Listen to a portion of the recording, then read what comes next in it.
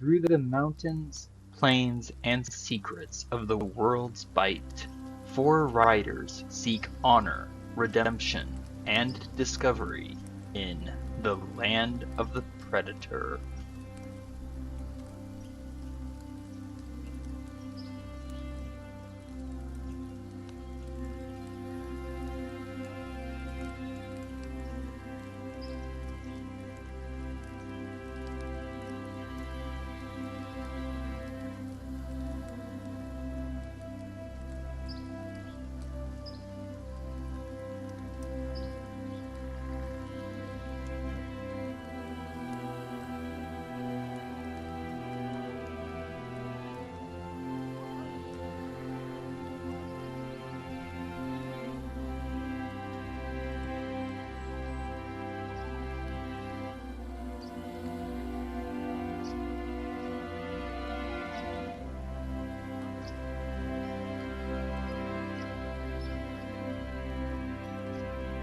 In the shifting sands of the desert, Crusovian war tribes fight an unending war centered on four hidden holy sites.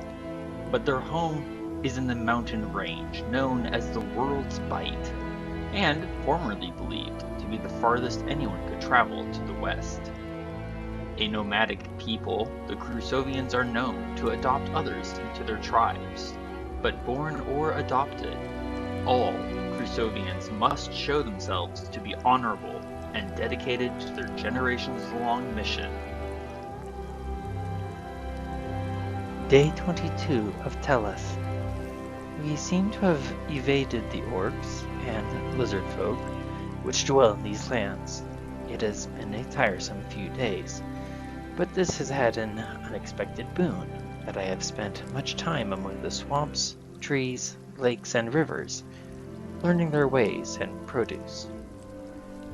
When we left the crumbling ruins of the underground tower, we met with Seeker Resiv, who charged us to find Yuan-Ti in the area, not only to stop them from whatever mischief they were performing on the nearby dam, but also to learn how to track these creatures which kidnapped our people. We hunted them, we found them, and crushed these Yuan-Ti to the ground. Though fog and snow hide much from sight, I have seen glimpses of a low-sunk swamplands full of dark and twisted trees. What new, or familiar, threats will we face beneath their branches? Tanner, Pathfinder of the Crusovian people for the Untal tribe. Now let's get into it. Welcome back to the land of the Predator. It is now the 23rd day of Telleth, when the group wakes up at 7, give or take, for breakfast and to break camp. Somewhere to the north of us is a dam, which the band of Yuan-Ti had been attempting to destroy. Beyond that dam are the Low Swamplands, wherein the ancestral resting place of our tribe's magic weapons is hidden. As a quick side note, Tanner's war shield, Marcus's spear, and his quarterstaff have all been degraded by acidic slime in the process of fighting slimes. The shield and spear can possibly be repaired when we find a forge. Marcus's quarterstaff will need to be, well, replaced. Mordai, you have attuned to the Staff of Levitation.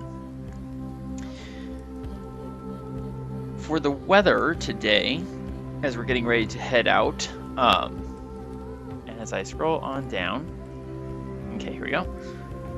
For the morning, we're going to be facing strong winds blowing down out of the northwest. It is 30 degrees, and there is a light snowfall.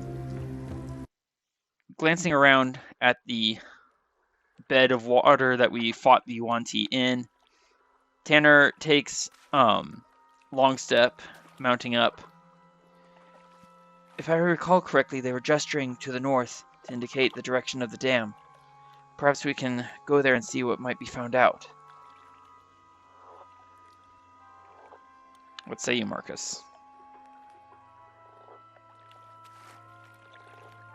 And Marcus, I think you're muted. Yes, sorry.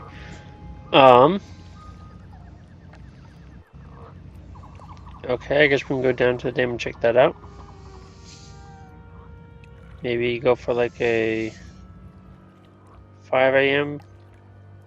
leaving? I mentioned specifically that we got up at around 7. Oh, sorry. You're off by 2 hours now.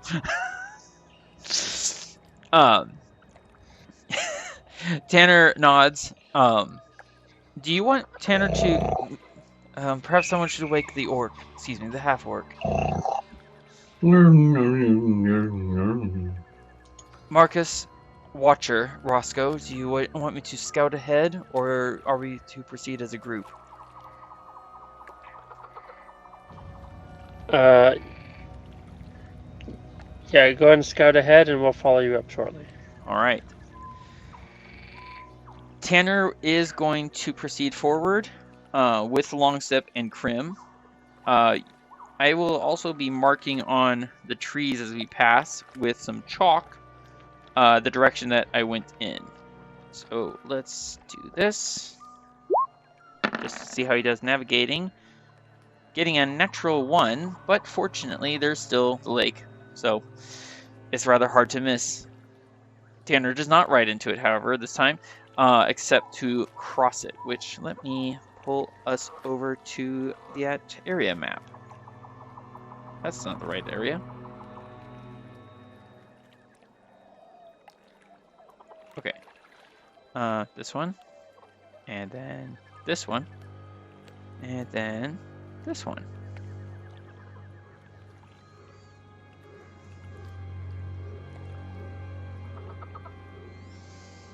Okay. So Tanner forgets to mark the first few trees as real of that nat 1, but ultimately, right, that's the group travel token. Tanner will proceed northward. At what time do you follow Marcus with the rest of the party?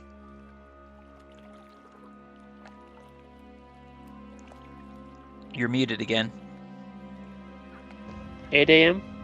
Okay, an hour later. Following the trail, and real quick, what is everyone's passive perceptions? Let's see.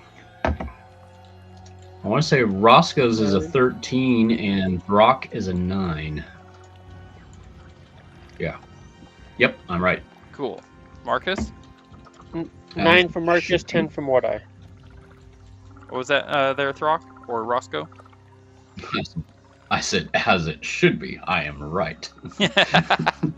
Ooh, someone's in a saucy mood. You said 10 for Mordai, right? Marcus? Thank you. Okay. With Roscoe's aid, it is not difficult to follow the trail of chalk-marked trees. And if you recall, 300 feet is equivalent to 1 minute, so 1, 2 minutes. I can shrink that down. 3 minutes. 4 minutes. And we're off the map. Okay. After about 5 minutes time of riding, following the trail marked on the trees, you come to the site of the dam. This would have been maybe 4 or 5 minutes away from the actual site where we were fighting the Yuan-Ti. The dam itself is a collection of split trees, branches, and rocks to fill the chinks, slathered over with thick, dried clay and mud. To the side of the dam, camouflaged among the trees, is a small hut half dug into the ground. It is cold and dark, with an air of emptiness. Tanner with Crim on his shoulder and his, not his lance, his silvered flail in hand, is near the door. The door itself to the hut is quite evidently... Oh, we lost Marcus for a second. Oop. Marcus, can you hear me?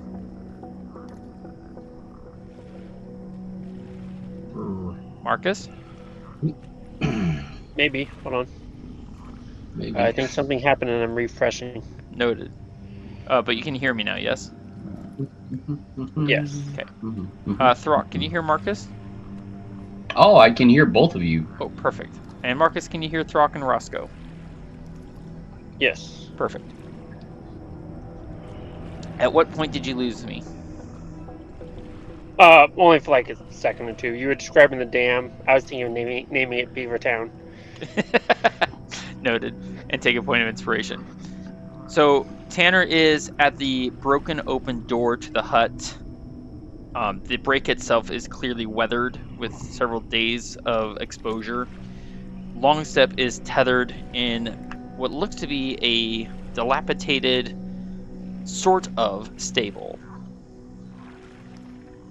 Tanner, looking at the rest of you, murmurs, "It is empty and unpleasant."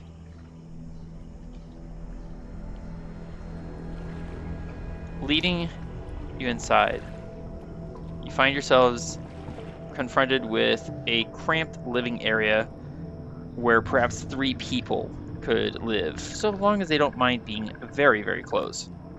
To the side, inside this hut, is a small smithy, the forge cold but laden with a bed of coals and covered in streaks of soot. While there are no signs... I hope that was not someone falling over. While there are no signs of people or beasts, there is dried blood soaked into the wooden beams and dried mats of grass covering the floor.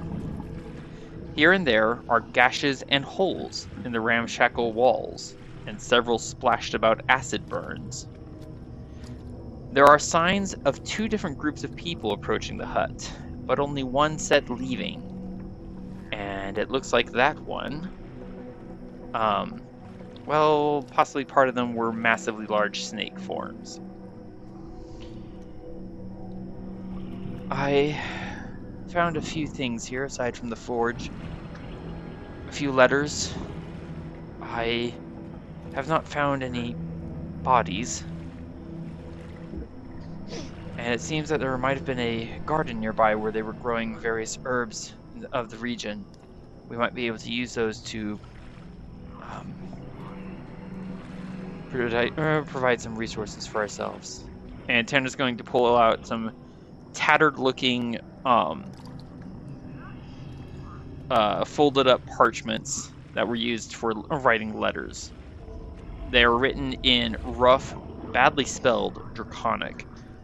Who else speaks and reads Draconic? I know Mordai and Tanner do. What about you, Roscoe? I don't think so, but let me check. Okay.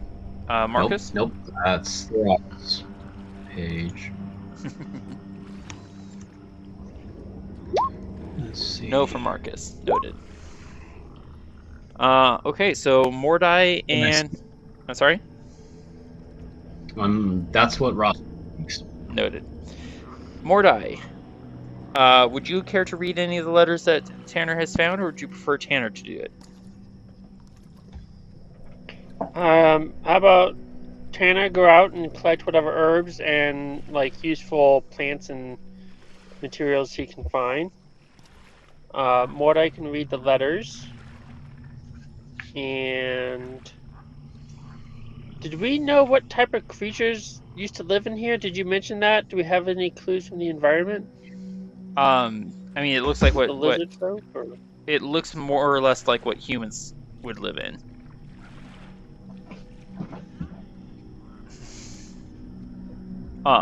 Especially with the fact that there is a stable nearby for horses, or a dilapidated stable that looks ready to fall over with just a light breeze. Tanner's going to go out and see what he can forage. Let's do that. Oh, he can forage quite a bit.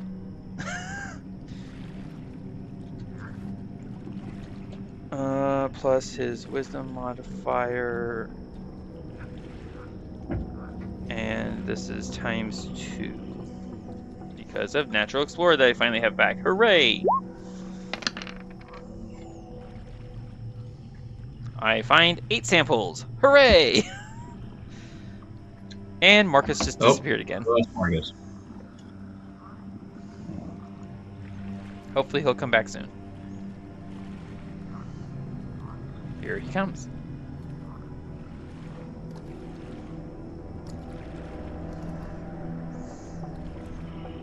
Hello again. Hello I again. believe it. And the time before that. Every 5 minutes, you just fall through the cracks in the interdimensional multiverse. That's okay. In the land before. Yeah. Marcus, there is a forge here. Did you want to start it up? Yes, that would be good. Okay. I don't know when I lost. I can help you with the forge. Okay, hold on. What was that, Throk? No, that was Roscoe. Oh, what was that, Roscoe? I can help you with the forge if you like. Indeed. And Marcus, what were you going to say? I don't know when I lost everyone. I was going to suggest Tana can go out and collect whatever herbs, plants, and resources he can find in the area. I'll have Mordai read the letters. I was trying to clarify whether it's precisely humans, or if it's a human tribe that we recognize, or if it's possibly the lizard folk that built this place and lived here. Oh, wow. Or see if there's any way to narrow down a bit more who it was. You missed everything I answered to you then. Okay.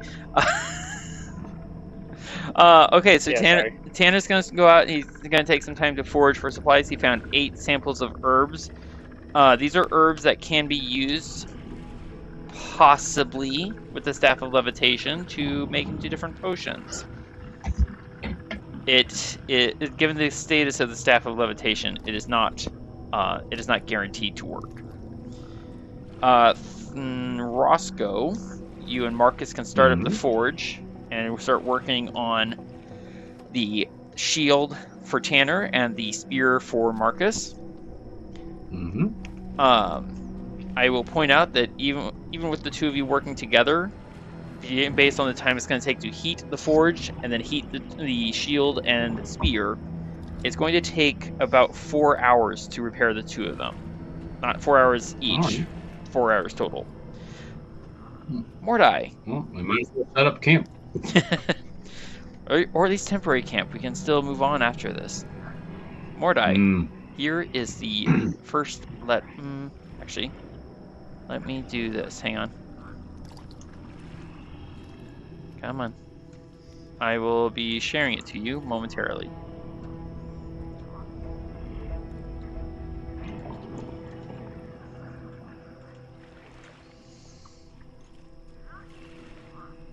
And it should pop up on your screen, sir. Letter 1, Wrath. It is well that you have arrived safely. You do us proud taking care of that dam, and we will take care of your crop until you return. Do not fear, the lamp will stay lit. South Village will seem a lot quieter without you, Ma and Da. And I will add letter 2 at the bottom of that.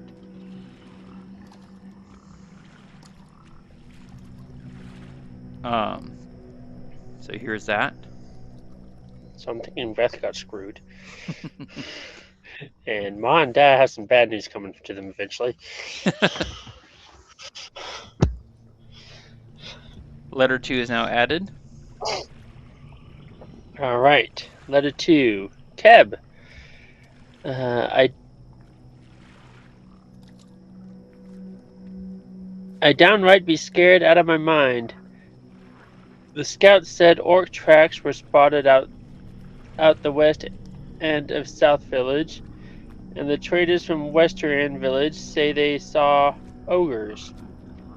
Why did you gotta go now, Keb? Okay, we need to work on our public education system in these rural villages. It's struggling.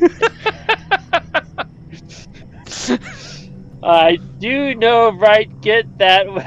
Sorry, I gotta try this again.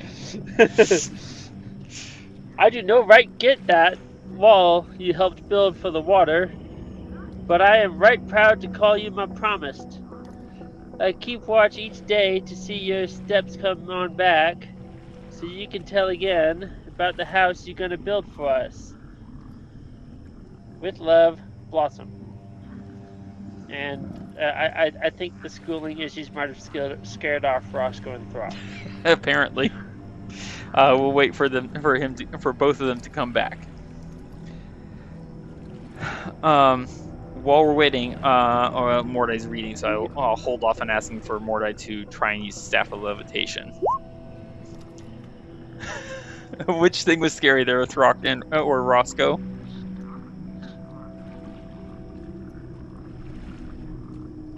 Oh, there he is. Are you there, sir? Yeah, I thought I was the only one left. No, from our end, you seem to disappear for both of us. Did you hear all that last letter?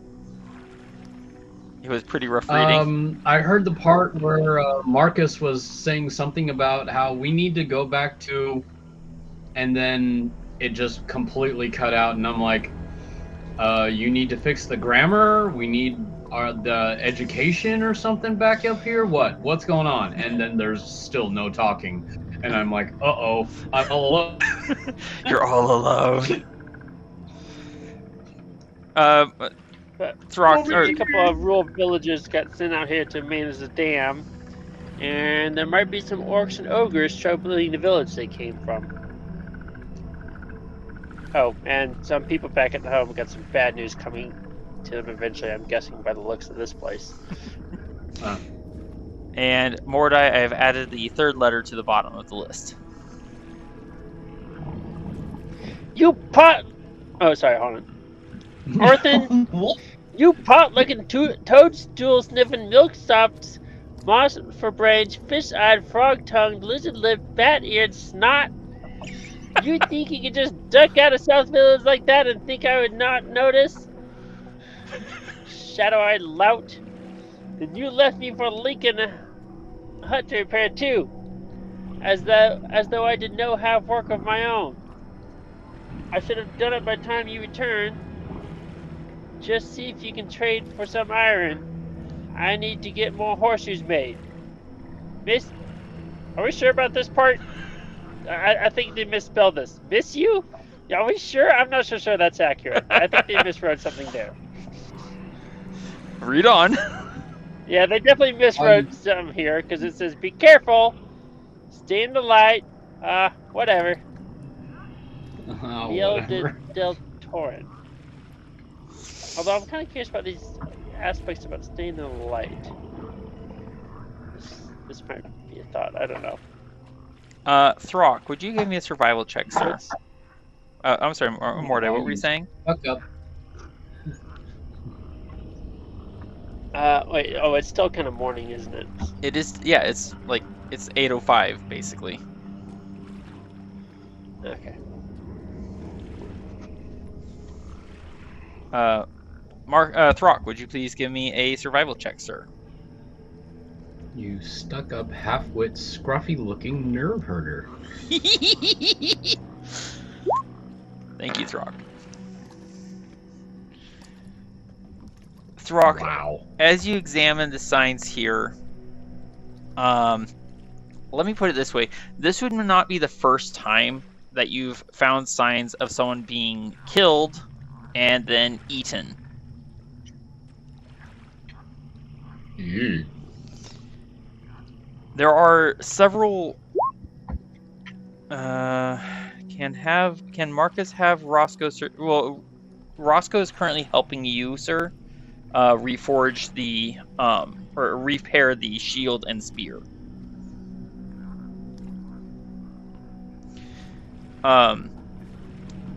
Where was I? I'm sorry, I read that and my brain went blank. Throk. Not only are there, examining the various gashes and gouges in the structure, some of these holes look somewhat familiar. The gashes look similar to what that giant scimitar that Yuanti was wielding. The holes look similar to what Ulum's pike did. to various people that it struck. That combined with the acid burns being splashed about, and it seems likely to you that Ulum and the Yuan-Ti came here, attacked the people here, killed them, and hopefully only the Yuan-Ti ate them. Their way is not very sportsmanlike. What was that there, Marcus? Are we picky about who chooses to eat people? One hopes it was not Ulum, because that would be even more disturbing than him turning traitor. Because remember, we learned from Seeker Restive that there was a warrior who forsook his oaths to protect people. So let's go ahead and get rid of that. I can close that. So let's see here. I provided 8 ingredients. Mordai, as you set these rather sad letters aside, would you like to use your staff to try and transmute some of these ingredients into potions?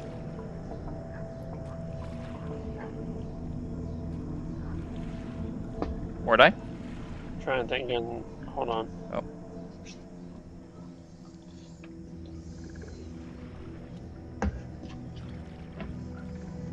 Well, while you think on that, Tanner's going to do another survival check.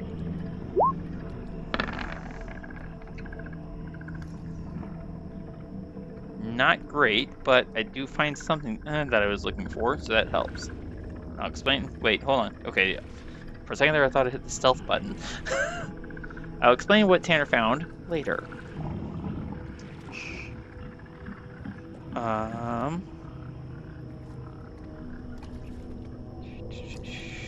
Okay, so now he's going to do one more survival check. This is the 3rd hour, so to speak.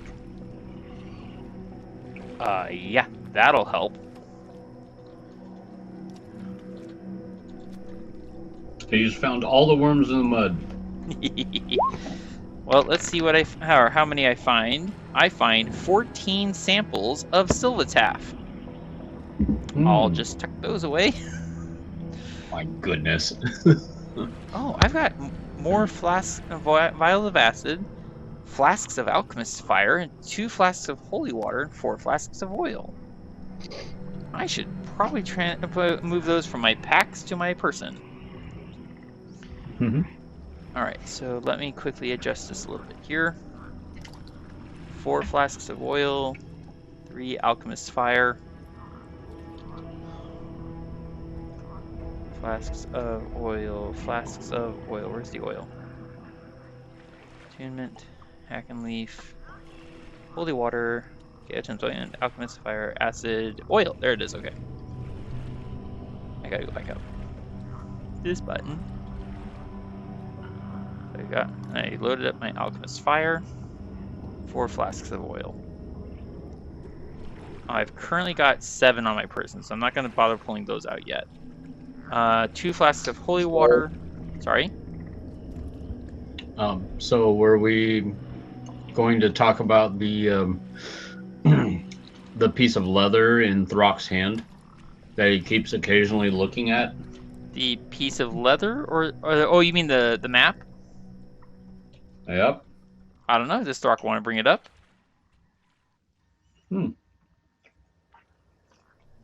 Hey, guys.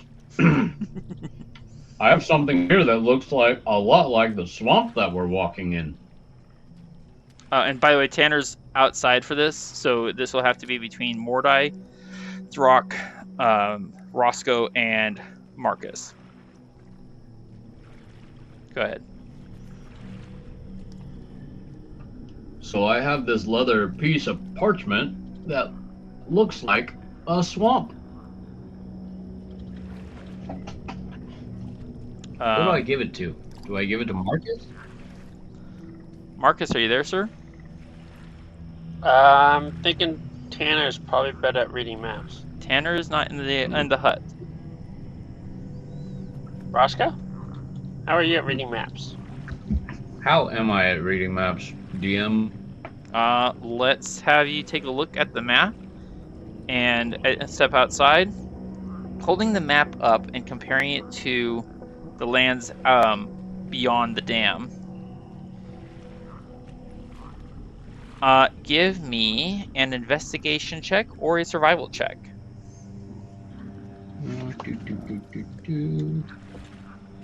Investigation check is low, survival check is high. Let's give a survival check. High. Oh gosh, it doesn't. There's a lot of fog out there and possibly steam or smoke. It's a little hard to tell. You can, of course, re-roll it. You've got some time. Yeah. So, I'm going to give it another try there. It Wow. got worse. It got worse. I'm sorry. What was Well, that? you know, they say in the digital world, if it always gets worse, the next click could be better. Right? No, it's worse. Oh my gosh. Roscoe's having a hard My time. eyes have mud in them. I can't see this at all. Give it to Tanner. Marcus is just gonna kind of walk up, straighten the map out, flip it kind of right side up because it was upside down. Oh, that's the way it was. And what do I read on this map? Much of what writing there is faded, and if it's in a language you know, then it's worn away to the point of indecipherability. However, the contours of the map, adjusting for time and perhaps flooding, yeah, this seems to be a very old map of the swamplands ahead of us.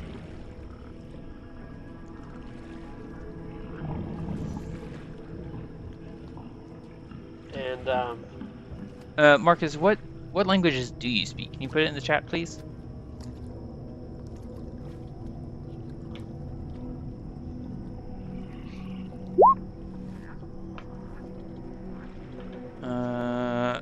Okay, so wait. one's Mordai. Okay. I was only asking for Marcus, so that was confusing. Marcus, even though you can't make out the actual words, you are as Throk, there we go, was able to. You do recognize some of the letters, the script of them, anyways. It's a very archaic form of Orcish.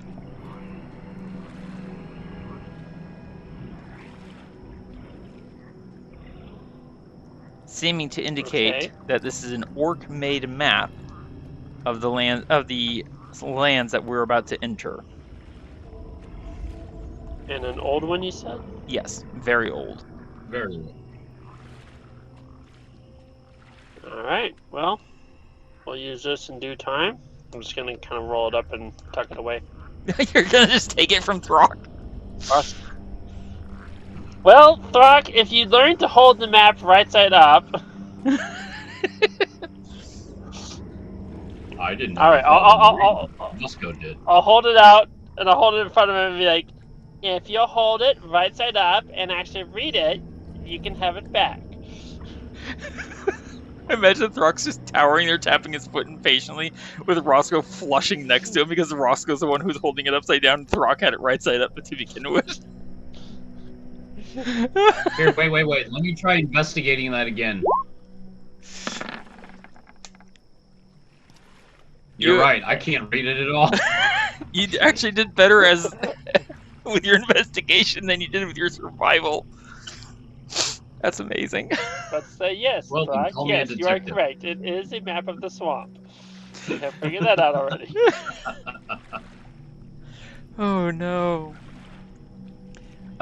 There are potentially more clues to be gleaned from this map, but as of this moment, not easily. Oh, right. I need to do one more thing as Tanner. Let's do this. Fantastic. Okay. Tanner comes back with a small collection of herbs, plants, ingredients for various alchemical concoctions, and without a word, as he walks up to the group, he hands over to you, Marcus, a freshly carved black wood quarterstaff. Oh, cool. Thank you. I found it. I might have also carved it a little. Why, thank you. Certainly. What did you carve on it? I carved the branches off of it so you could use it. Oh.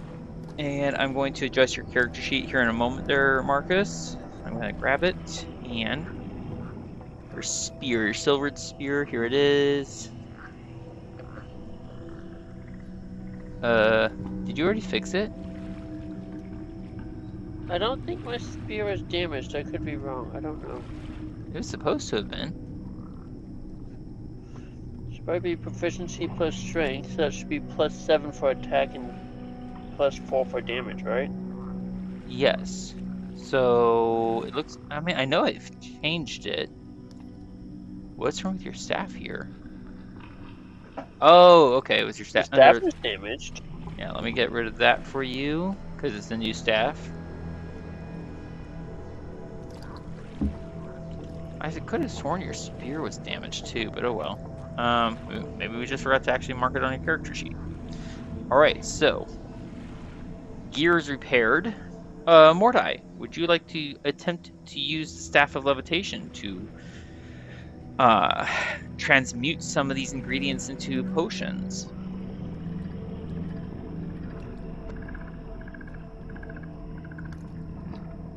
Mordai? Sure. Okay. Mordai, give me an Arcana check, please.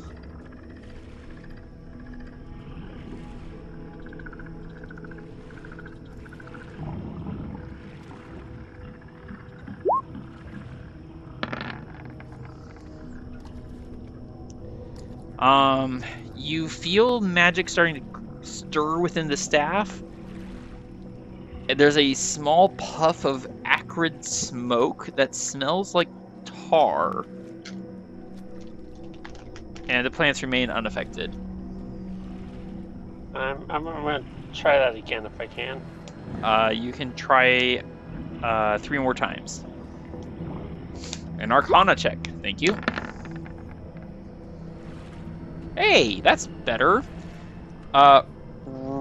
You craft a potion of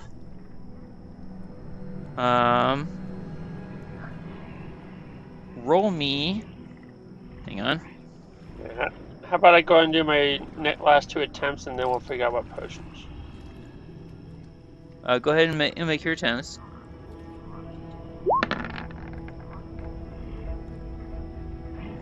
Okay. We're getting potions. I'm making potions over here for the drinking of the potions. What? Nothing. Mordai, would you please roll for me, sir? A 1 Delta 6.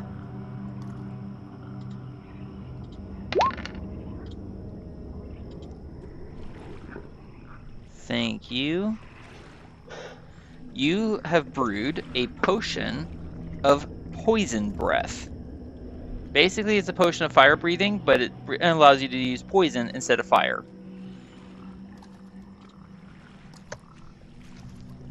And that is one of the ingredients down. Alright, would you please roll me another D6?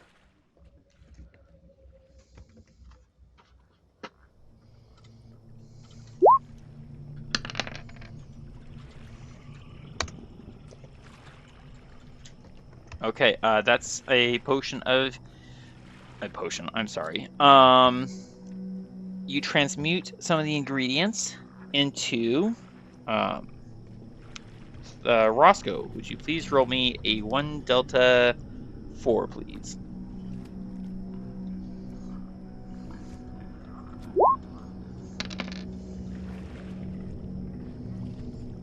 Okay, you transmute some of these ingredients into a Hackenleaf brew. Okay. 1 more D6, please, from Mordai.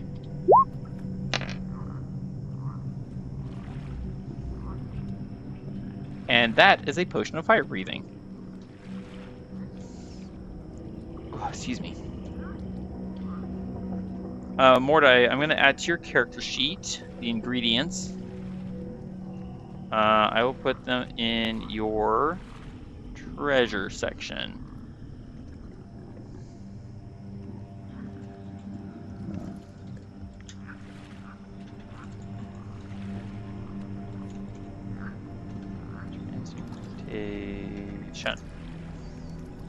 Alright, and as mentioned, you now have a potion of poison breath, a potion of fire breathing, and a hack and leaf brew that you can dole out to whom you wish. Whomsoever you wish.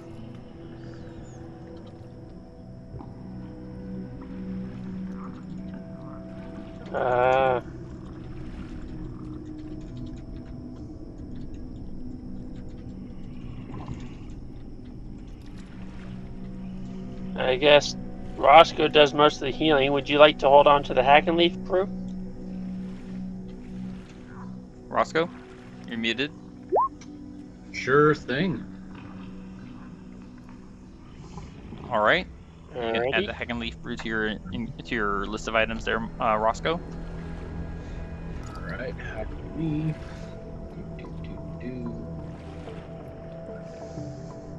Where is my hack and leaf? There we go. And it was just one hack and leaf. Just one. All right. And who would like the fire breathing? I find myself preferring those, actually. May I have it? Sure. Thank you. And we'll take one potion of fire breathing. Am I saying that right, or is it potion of fire breath? One or the other. It's fire breath. My bad.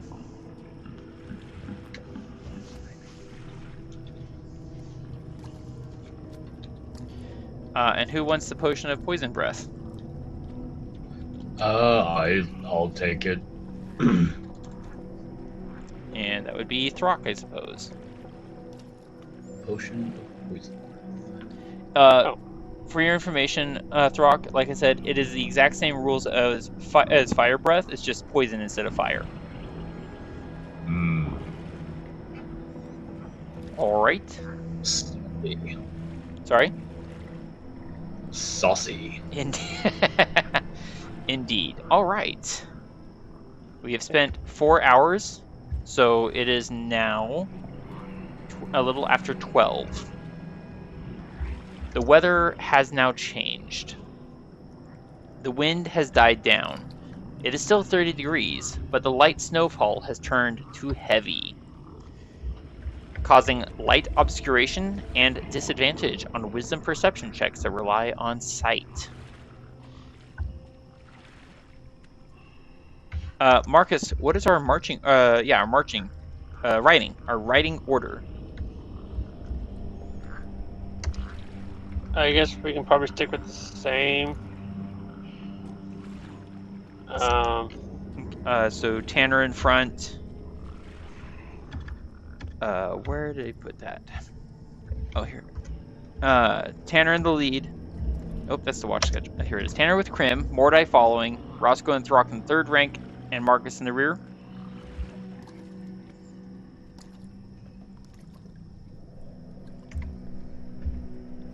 Yeah, sure. Okay. In which case, Tanner will now hopefully do a much better survival check to navigate. That's much better. And he will maintain alertness while he navigates us into the new area. The land before us descends into a massive bowl-shaped valley. Its lowest point is filled with a large lake, hardly to be seen for the darkling trees and smoke-like tendrils and sheets of fog floating up from the purpling surface. The trail meanders downward to meet the front ranks of the menacing trees, their boughs bloated with overabundant water pumping through their arboreal veins, and twisted into malignantly gesticulating limbs, too long, too thin, or too wide. Great ropey vines dangle in sinuous inverted arcs, dripping great darkly verdant drops onto the path, ground, and bodies of water, their looping lengths reaching as though to snag the throat of an unsuspicious passersby, and thereby casually and calmly hang them. Nailed to the twisting, oddly angled bole of a tree next to the path is a rectangular wooden sign, bent, warped, and rotting with age. Moss dangles fatly from its bottom edge and spreads across its flat face and top edge like a forest frozen in miniature, the wooden fibers pitted with rot. A single phrase in Goblin is etched into the face of the sign, but the selfsame face is covered in other words and other languages. Those who are learned in many tongues will see the same phrase repeated over and over, once in each language. I'll put it in the chat.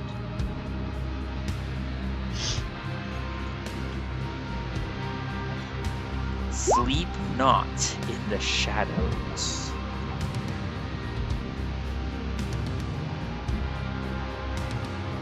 Okay then. That's not encouraging. Well, I'll make sure to put a light there if I see any shadows.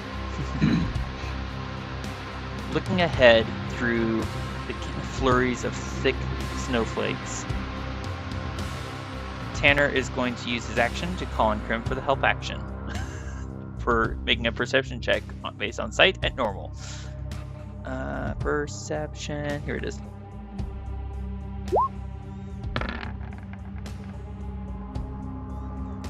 Not bad.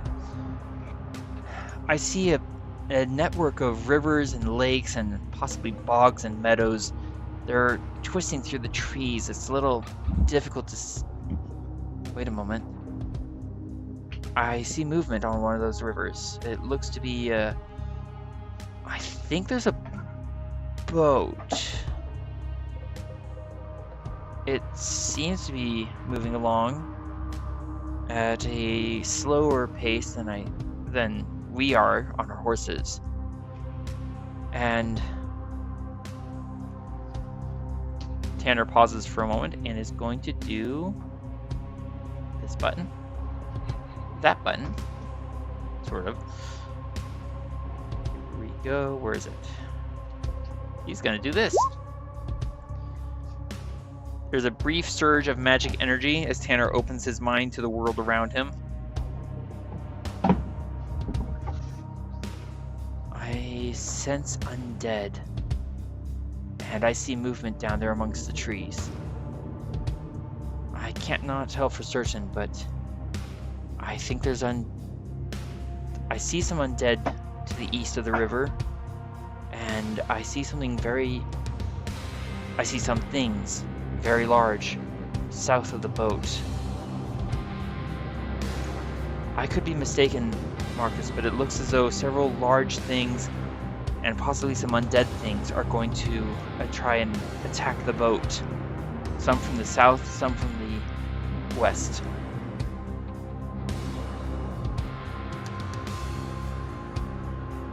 What's on the boat? I am not entirely certain, but I do see a lantern. That's what caught my eye in the first place. A light burning in the darkness. I could not tell you for certain, but I imagine that would be people.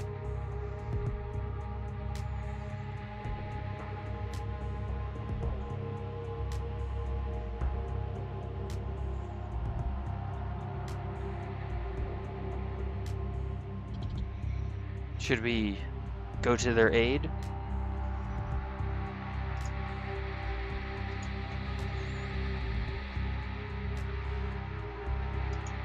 I'm trying to think through what we're seeing here.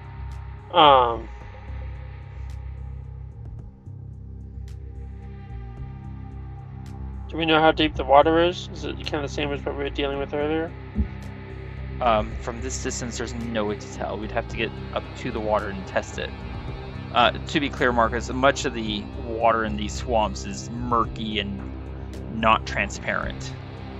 And there's no uniform depth in our experiences thus far. Sometimes it's shallow, and sometimes the next step it's much deeper, and the mud tries to swallow you. Much, much deeper.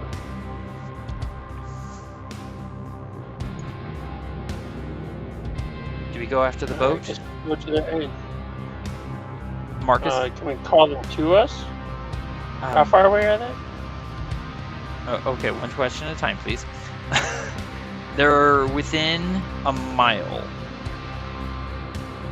On a clear day, visibility is usually about 2 miles. With all the snowfall, there got to be maybe 1.5 miles at a stretch, but it's probably closer to a mile. The boat is moving along a twisting river that connects to many lakes and bogs. There are threats approaching from the south. There are threats approaching from the west. The most direct route to get and catch up to the boat will bring us along the southwest route, kind of between the two threats. We can try and angle around to the east, but that will take some time. We can try and come straight at them from the west or from the south, but that's going to be complicated because of the course of the river.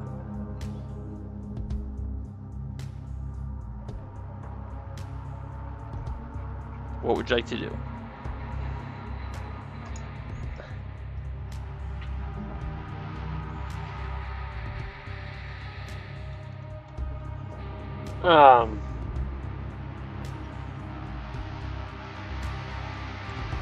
I guess we'll check the ones on the west. Wait. All right.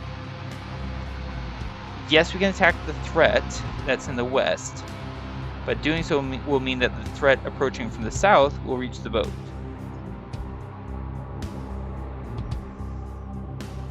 Did you mean approach from the west, or approach from the south, or approach from the southwest, or approach from the east?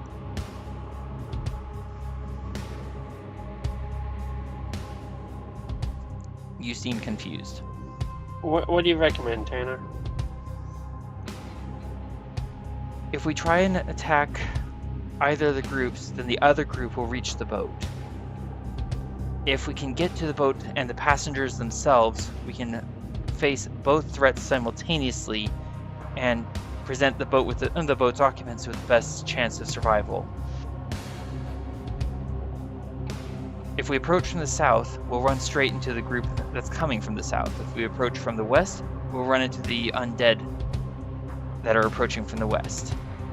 If we circle around to the east, it will take some time, and we'll likely arrive at the boat at the same time as the threats.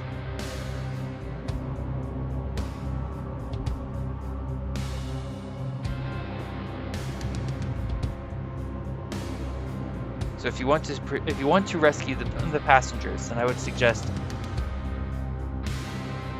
going straight towards them. Not to the boat. Not to the boats. Or wait, I also kind of wonder if we're gonna just attack one of the groups and have the other one yell for the boat to flee to the north or something. Well, they're going to the north. They're just going very slowly, and the river courses from side to side. It's not a straight route. Actually, hang on. Let me do. I get to add my proficiency bonus to this because of Natural Explorer. Hold on, 1 second. So with this plus whatever my proficiency bonus is, 3. Okay, so I get a 25. If we try and approach either of the groups, the other group will reach the boat, and they will be in danger. If we approach from the east, we'll reach the boat at about the same time as both the threats. I do not know if the threats are working together or not. The quickest way to warn the occupants is to go straight towards them and outpace the threats.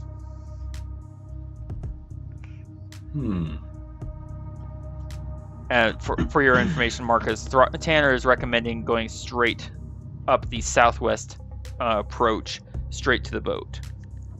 And from there, we can then, having warned the occupants, then we can swing out and go after the west group, the undead, or the south group, the large targets. Sure. Southwest approach it is? Sure. Okay. You mean from the... Got it. I'm sorry, what was that, Throk? I said from the shore. Got it. He keeps on shore, though. Not from land. He wants from shore. Oh boy. Okay. So two things are working in our advantage, to our advantage to do this. One, the route that Tanner has indicated and recommended is difficult terrain. However, you have a ranger with you who can ignore difficult terrain now that he has Natural Explorer. I am so happy to have that back. Excuse me. I think I just scrolled past it. Here it is. Ta-da. The other thing that we can do is we can gallop on our horses. What that means is we can travel at twice the fast-paced distance for up to 1 hour. So normally, fast pace is 4 miles an hour. When galloping, we can go 8 miles in an hour. Normally that would get slowed down because of the difficult terrain, but again, Natural Explorer means nope, we go straight through it. So, would you like us to gallop, sir? I'm kind of wishing I could see it. Can I imagine, like, boat here?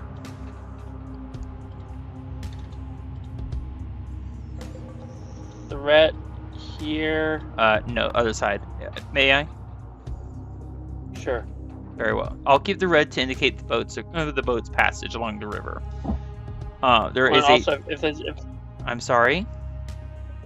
I'm not entirely sure where it is in relation to us, so if it's supposed to be in a different place, that would help. I don't know. It is not on the map that we're looking at right now. How's that?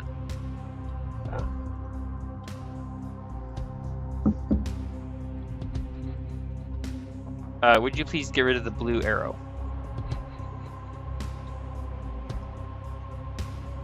Us.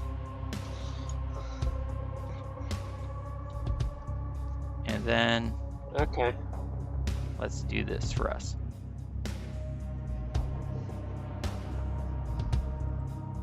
Okay, so the red arrow indicates the boat. The boat is traveling along the river to go northwards. There is a large threat here that is approaching the boat from the south.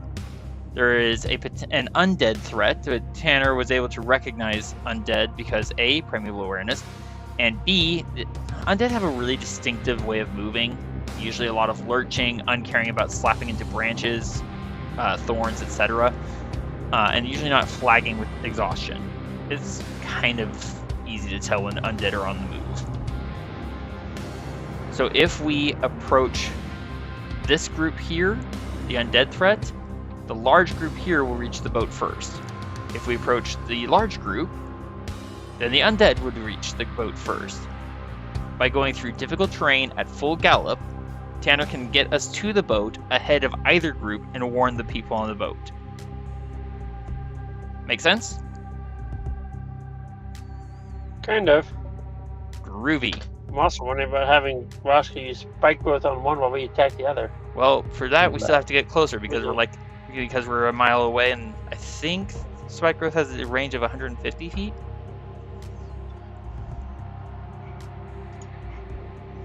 Alright, well, we may as well get going, I guess. Alright. Aim for here for now. Certainly. Would you mind getting rid of the red arrow, please? Okay. So, the area that we rush into with Tanner in the lead at full gallop. Right. I should probably have you guys in the correct marching order. That might help. Let's do this. Okay. Marching order, here it is. Tanner lead, Mordai following. No. I'm sorry? You know, Roscoe was almost thinking about maybe going for a swim. Once we get to the river, that would probably make sense. But again, it's about a mile away. Mm-hmm. Mile and a half, something like that. I'll What get is my it like- trunks. Hold on, one at a time. What was that, Throk? Or Roscoe, sorry? It's Roscoe still kind said of what? midday. Okay, hold on. I said Roscoe. Oh, sorry. Go ahead, Roscoe. I said I'll get my trunks ready. There you go. Your trunks or your lizard snout? Either or. Valid. Okay, Marcus, what were you trying to ask, sir? It's still kind of midday, but with a heavy snowfall, right? Correct. That's why I used Crim to get advantage on a perception check to cancel out the disadvantage. Okay. All right. The area that we are rushing into is heavily treed. There is a lot of water, rivers and small lakes connected to the river in boggy swamp form. Here and there, we cross or pass by or go right through very, very large cobwebs that look fairly freshly made. And as we come thundering into an area, we do see a very large, fat, old giant spider in the middle of one of the webs between trees. Although the web seems to have disappeared, and I'm not sure why. That's interesting. How did that happen? What the? Huh? Hold on. There. Okay. Marcus, excellent call about taking the most direct, swift way forward. The threat approaching from the south is going to arrive let's call it a little bit less than half a minute behind us. Okay? But ahead of us is a far greater concern. And I will move us to the map.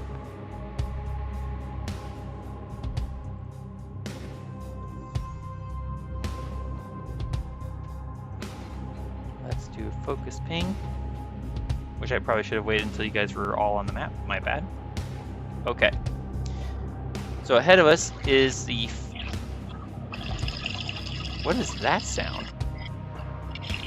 That's running water because we're in a swamp. Oh my gosh, that's amazing. So here you see the fat old giant spider. The dark green area is water. Okay? If you will zoom out a little bit to say 100, and I would probably. look in the direction I will indicate. Let's do the linger. So, about 185 feet out, there is a general panic aboard the vessel that Tanner spotted earlier. There are indeed 3 humans on it. It is a large, wide, flat-bottomed craft meant and designed to go fairly smoothly across even very shallow water. They are in a panic because ahead of them, in the glow of their lantern, we can see a group of orcs and a very large ogre standing on the bank of the river, having cast huge, roughly hewn logs across the river, blocking the boat's passage forward. There's a rattling sound of chain as another group of orcs and an ogre have brought up a chain that was hidden under the water, closing off the back route for the boat. They are effectively trapped between 2 ogres and 2 bands of orcs.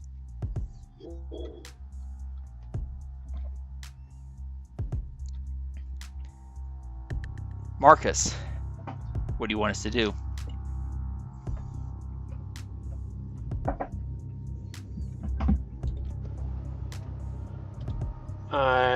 guess we'll just have to rush straight for this group and see how close we can get. Question: did you want us to approach stealthily as we're basically coming in at a full gallop, and this is just what you have seen very, very briefly and quickly. Do you want us to slow very, very fast and try and go for stealth? They have not yet noticed our presence, just so you're aware.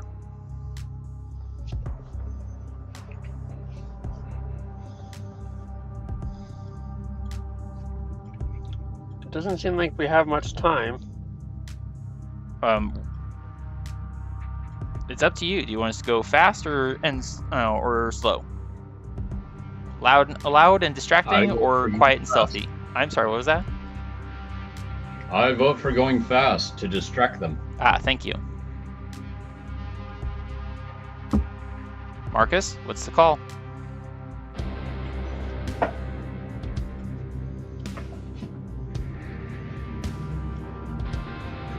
I'm gonna say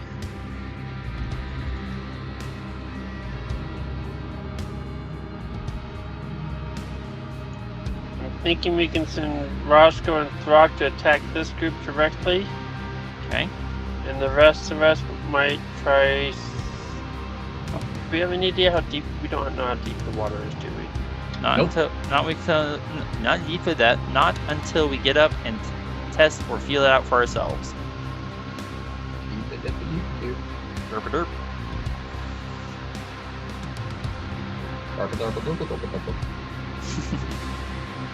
Alright, I'm thinking Roscoe and Throk can attack that group directly.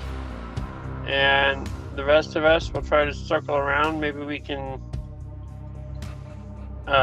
circle around. Let's see.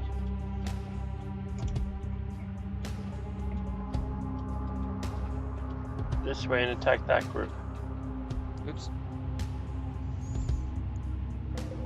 Your red arrow is very dimly drawn. It is very difficult to see in the darkness. Yeah. What do you guys think? It's up to you, Marcus.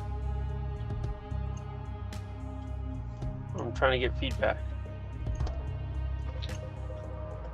Watcher Roscoe, what are your thoughts?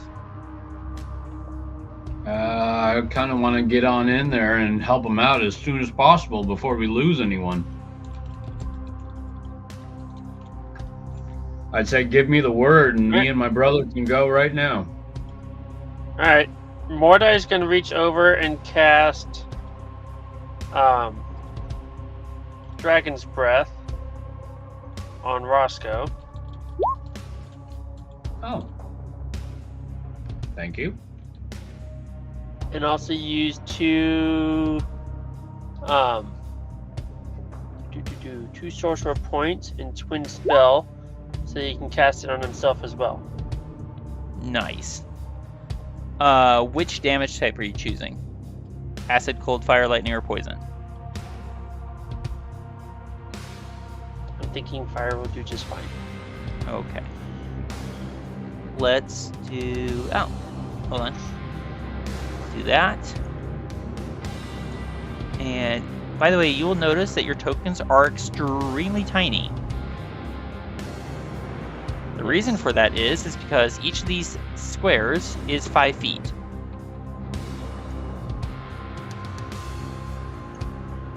Alrighty. Like they normally are? But I made the squares smaller. So they represent 5 feet, but they're smaller, so I can make a much bigger map.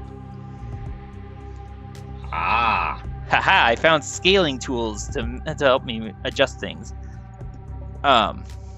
So Roscoe and Throk are going to go off solo. Roscoe, I would just recommend that you copy the rules for the Dragon's Breath spell.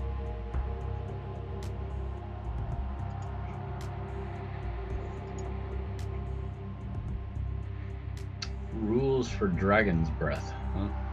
Yes, I believe it's an action to exhale, yes? An action to I know exhale. you can activate it on a bonus action. Yes, but to exhale, it's an action. So you will want to keep that in mind for when you go to exhale. Oh, and or cast a spell. There we go. Does that make sense? Yeah. Come on, why won't this change color? There we go. Breathing the fire, yes, but casting the spell, no. If you want to cast a spell of your own that takes an action, then you will not also be able to breathe out Dragon's Breath. That's what I was trying to indicate. Oh, I kind of already knew that since I don't have extra action like Throk over there. I'm trying to help. Okay. I appreciate that. Oh, good. I'm glad. Let me check my notes here real quick. Let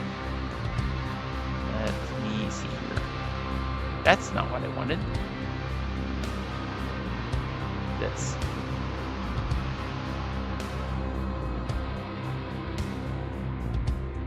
Okay, so I'm gonna draw a line here real quick.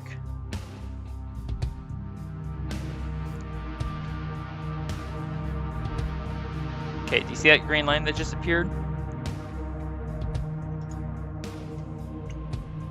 Roscoe and Throk? When you two cross... no. When Where? Zoom out. This one here? Yes. No, the other one. Oh, I'm lost.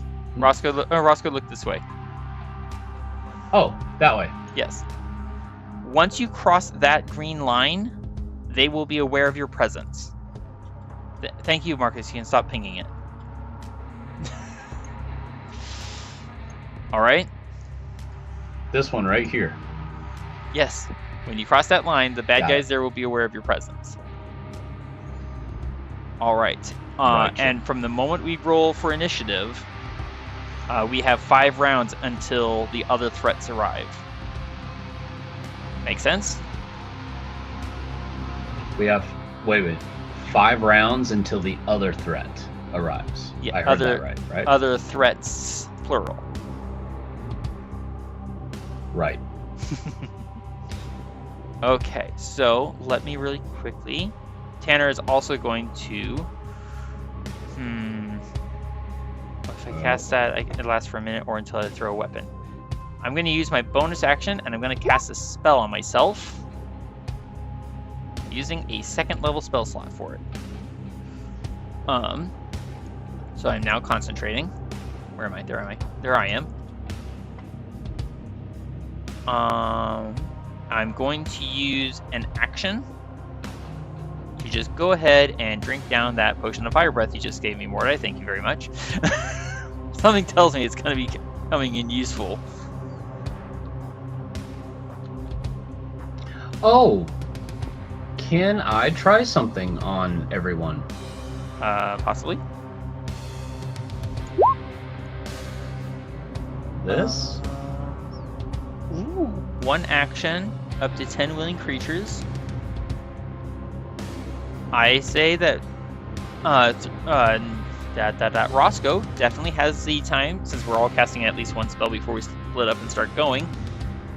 Yes, you can go ahead and cast this. Would you please make a note to that effect? That we all have water walk. Are you going to affect all mounts and all riders? Yes, because I thought this would actually be a perfect time since we have no idea the depth of the water, and we would very much just like to get there and not have anything stopping us. Valid. One thing I will point out, if you cast this on yourself, you will not be able to swim as a crocodile. I am well aware of that. Okay, just want to make sure you were aware. Cool. All right. But since we are doing water walk, hey, that's going to be helpful to everybody else in the group. Indeed. Also, I will use an interaction to put a javelin in my hand. Marcus, is there anything you want to do preparatory to us rolling for initiative? I think for the moment I'm going to cast Bless on Throk, Mordai, and myself. Okay. Excuse me 1 second. Okay, 1 hour. 1 hour duration. Marcus, would you please mark yourself as concentrating? Yeah, so actually, can I go and make that? Sorry, instead, Tanner, Mordai, and myself. Tanner, Mordai, and Marcus. Yeah, sorry. Would I you think mind you're gonna writing need it a little on? more. I'm sorry. Just as occurring to me, you might want to help with the saving throws for concentration and whatnot.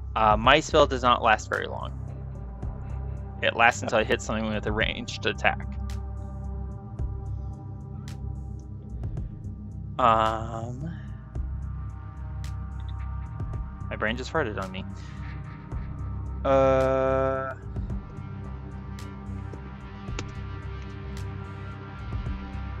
So are you sure you want to put the bless on Tanner? It's entirely up to you.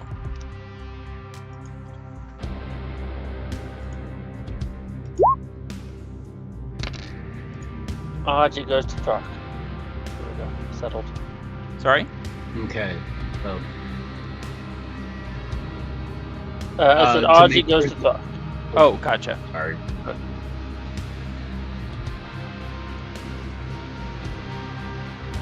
I was gonna say to make sure everybody has water walk spell transferred onto them. Just go ahead and put like a blue dot on your character. Noted.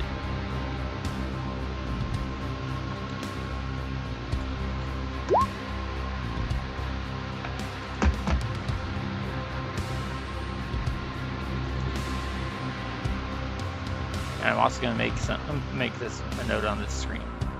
Doink. Bless on Throk, Mordai, and Marcus. You guys should have a bless field on your character sheets that you can activate. I think it's on there. Global damage, global attack modifier. I'll add this to Marcus.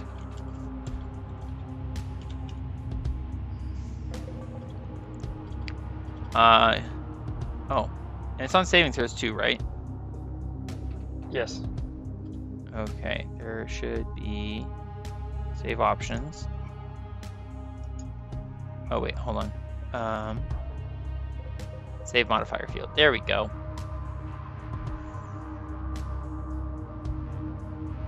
Mordai, that's been added to your character sheet and checked. Throk, do you have a bless field on your saving throws and attack rolls? Do you have it for attacks or saves? Throk has a bless in the global attack modifier. Roscoe, I don't think has one at all. All right. And Marcus, I'm stealing your character sheet for just 1 second. Oh boy, might help if I could spell it right. There we go. Okay, so I've added the bless effect to your saving throws, and it's there on your attack modifiers. Cool. And Marcus, going to take a town. I'm sorry, what was that? So also going to take a town sap each for Mordai and Marcus. You're going to drink a talon sap? You mean a garlic bean? Yes, that one. Oh. Okay. I was very confused. All right. In that case, I will allow us each to have one full movement, and then we'll roll for initiative. Mm-hmm. So I will have Tanner lead the way.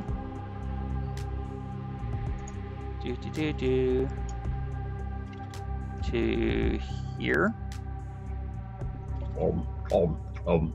The bean is good. Oh, thank you so much. Mordai and Marcus, would you please set yourselves to follow Tanner? Roscoe and Throk, would you go ahead and move yourselves one full movement, not including dash? All right. Ow. I am also taking a garlic bean as well. Mm-hmm. And Roscoe still has not gotten bless added to his character sheet. That's if you notice, Marcus put in the chat that he's putting it on Throk, Mordai, and Marcus. Oh, I thought you put it on Roscoe as well. Okay, never mind. No worries. Nope, don't have that many. Roscoe got the fire breath. I guess I'm not blessed yet. So I'm gonna go ahead and No, but add Roscoe it. got the dragon's breath. Yeah. all right, so let's see. I can go about 50 feet. That's just regular movement speed for Nightshade. And Throk can actually go 90. Whoops, too far. There. That's full movement speed, no dashing. Okay, and Marcus, you and Mordai want your full movement. Yeah, you said no dashing though, right? No dashing. Where did that go? Okay. You know what? I will allow us to have one more full movement each, because, like I said, it's a big map. And Marcus is gonna kind of like in a harsh whisper to Tanner, indicate to cut across the Water? water. Actually, that's exactly what I was doing. Except I was going a slightly different way than the way you were indicating with the map, with the line. Wow, that is a really big line you just drew. Throk and Roscoe, go ahead and move yourselves. More line. Sorry? I said line, bring me more line. Throk and Roscoe, you can move yourselves one more full movement. Marcus and Mordai, you can do as well.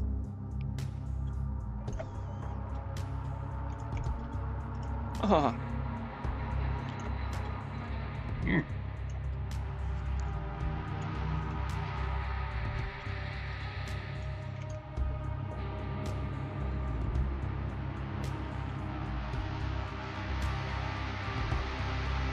Throk, Roscoe.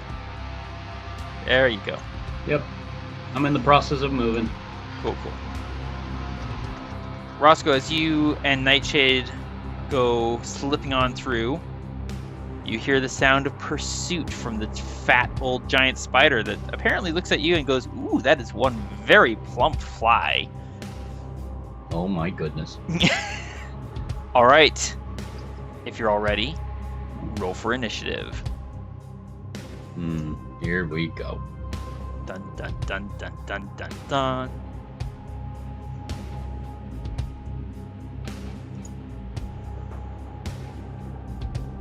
Here's for Tanner. Wow, Tanner rolled so low.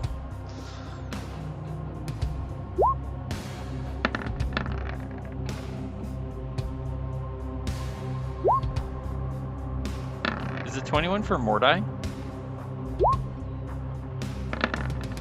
Marcus?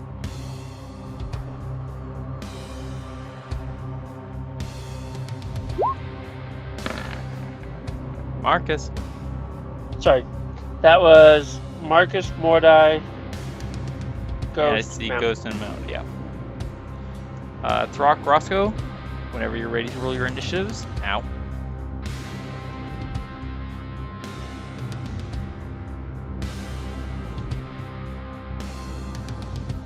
Throk? Oh, there you are. Thus for Nightshade. Yes, I had to get a little close to my characters so that I can highlight them correctly. We are all very tiny on this very big map.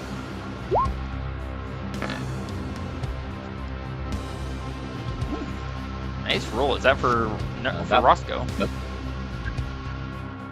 Yeah, that was Roscoe. Very cool. Here we are now. I gotta highlight Crow. No, come on, Crow. And do. Here we go. Crow, here you go. Wah, wah. The bird goes, the Dude. horse goes, wah, wah. Excellent roll there. Okay, let's get the tracker up, and I will adjust things Marcus, can I have from you, sir, a performance check?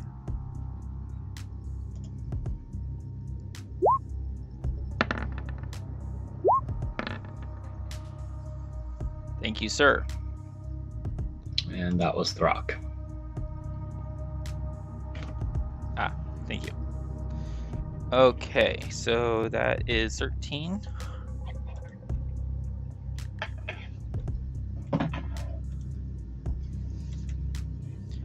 Okay, and now for Marcus. Now for Mordai. Long step.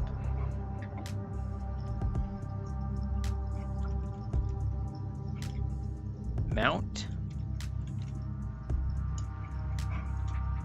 There we go. Nightshade. Crim has not made an appearance yet. How rude. Oh, I know why.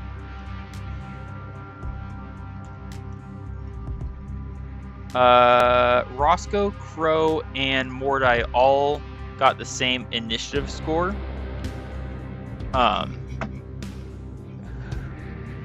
Mordai and Roscoe. That's funny. Yeah, Mordai and Roscoe. Who would like to go first in the initiative order? Mordai can go first. All right, Mordai, you hear that? Yeah, sure. Excellent. Okay, let's get this moved over here. And this moved over here.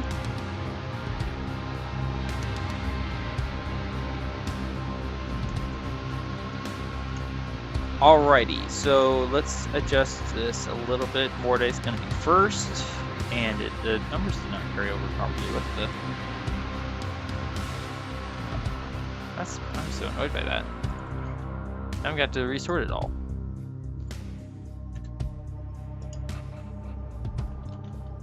I blame you all.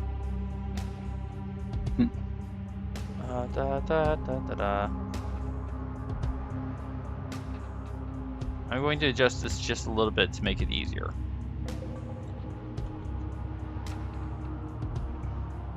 I apologize, everyone, for the delay. You may talk amongst yourselves so I get the initiative order ready.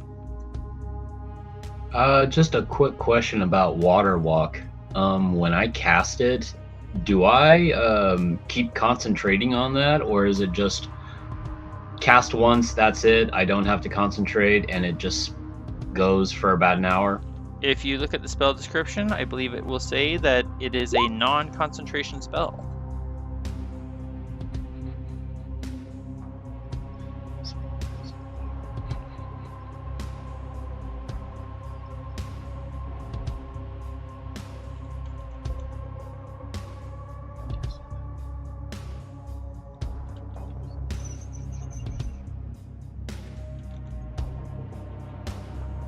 Okay. So I guess after I cast Water Walk, that means I can also cast another spell?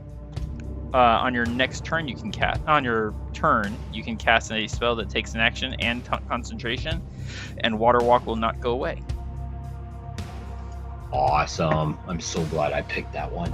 I imagine you are. I think I'm almost done making adjustments. Okay, let's resort this.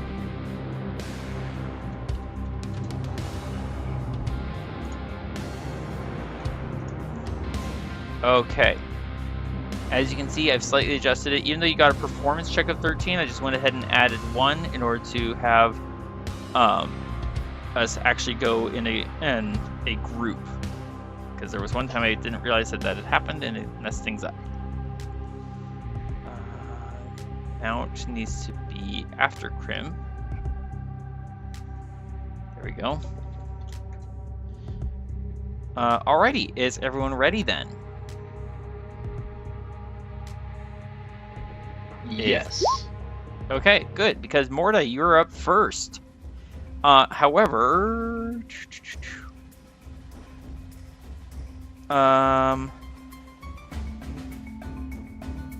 Mordai, you, Marcus, Tanner, Crim, Longstep, Mount, and Ghost are all surprised because a creature drops out of the tree here. It did roll a 26 on its stealth check, so we as a mini group are surprised. All right, Mordai, so you will not get to act, move, bonus action, reaction this turn. Same for Tanner and Marcus. So Mordai, you're surprised, and that surprise is ended. Roscoe, you are not surprised because you're not part of the mini group to the north. What would you like to do, Roscoe? I'd like to pull out a sling stone and huck it at the spider. Sweet. By the way, did you equip your shield? I had not. Okay, duly noted. Sling your spear, sir. Stone. Sling your stone, sir. Not spear. All right, here we go with a stone and sling. Firing a sling stone back over your shoulder while you race past the giant spider on your panther mount. 11 to hit for 4 bludgeoning. 11. The stone goes whizzing through a web that was not attached to anything. It was a broken strand before your stone hit it. That it was, I'm afraid, a miss. Nice. So sorry. But now I'd really like to see if the spider can walk in the water. One way to find out. And would you like to have Nightshade dash? Nope. Okay, then that is it for Roscoe's turn. Crow is controlled. Nightshade is controlled. Same for Ghost. Throk, you are also not surprised. You may take your turn, sir. Remembering that crossing that line... Sorry? Not surprising. What's not surprising? That I'm not surprised. Oh, it's not surprising that you're not... Okay. Remember that once you cross that range, you'll have alerted the enemies to your presence. Let's see. I want digging in my pouch. An inspiration for Throk from Marcus. Oh, thanks. Noted that you corrected your spelling.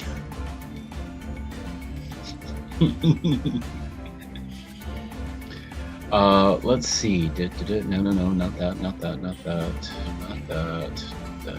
Oh, come on. What did I want? Oh, yes. I wanted to try Potion of Poison Breath, but I have to use that as a bonus action, which would still give me an action to use plus my extra action. Should I do that, or should I do the glowing rope of entanglement? Well, to me. You can drink your You can drink your potion now, and it'll be good for 1 hour or 3 breaths, whichever happens first. Okay. By the way, do you have your shield equipped? I believe I do.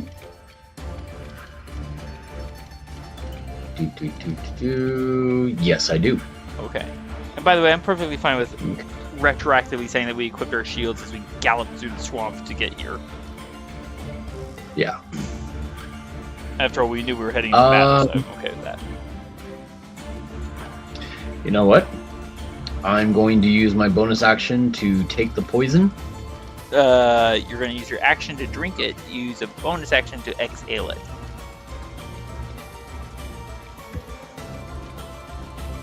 Use a bonus action to drink?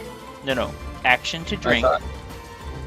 After reading the description, after drinking this potion, you can use a bonus action to exhale, insert poison, at a target within 30 feet of you. It does take an action to drink it, though. I'll just drink it, and that will end my turn.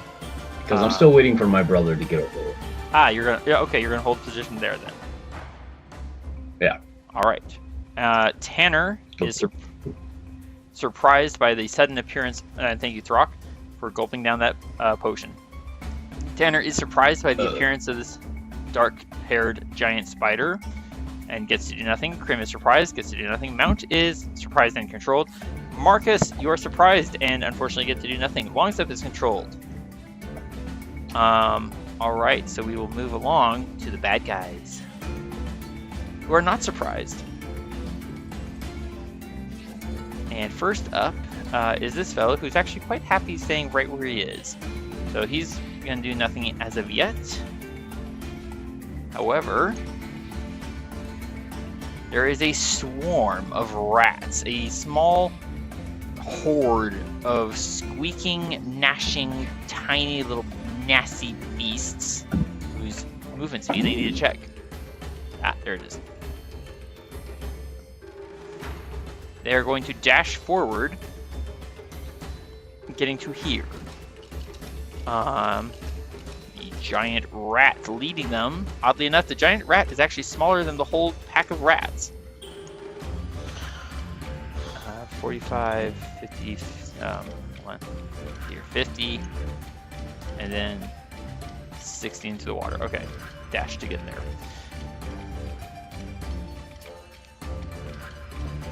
To our north, Marcus, there is the sound of orcs who are rather surprised, though they are not themselves actually surprised. They're just kind of like, wait, where'd these guys come from?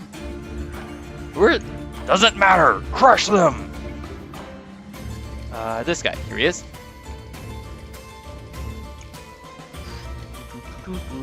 I think the movement speed is thus. I should probably do something called look at it. Okay. That. Oop, 20, not 25. Moving into our vision, Marcus, and you and Mordai also can see this, is a burly-looking orc riding a monstrosity of a creature. It looks to have the build and body of a bear, but it has a beak instead of a muzzle, and some of its fur along its shoulders and forelimbs are feathers. It gives a great coughing, screeching roar as the orc on its back, shield on arm, levels a lance. Seeing as how Tanner's in the water, that orc looks like he's heading straight for you, Marcus. Who? Who indeed. Marcus, if you don't have a point of inspiration, you may take one. That was amazingly well timed. A second orc riding a similar owl bear, perhaps, is heading with his shield and lance straight towards you, Mordai. And now, I need to shift down to here. These orcs are not aware of Throk and Roscoe's presence yet, so they are jeering and laughing as they brandish their weapons at the people in the boat, who are quite naturally panicked at being so trapped. These guys are going to move on up to so. Where's this guy? Right, the second one. Advanced tracker. There we go. Okay. And then these four are going to move up so that they are all lined up along the shore. The owlbear mounts are controlled. Excuse me. The people in the boat are quite obviously in trouble. And I don't think I rolled for their initiative. That's awkward. This ogre here, this one right here, the one illuminated in the lantern light. Real quick, let me just do this and this and this. Let's do that. There we go. This ogre is going to heft up a weapon, a javelin sized for the ogre, and hurl it at the boat.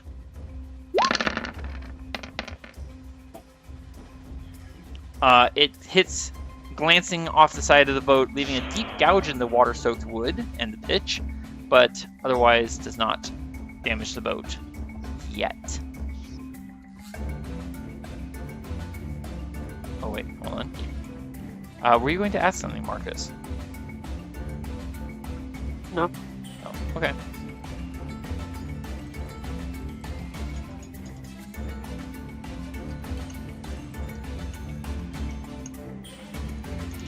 I hear a weird sound. I don't know what it is.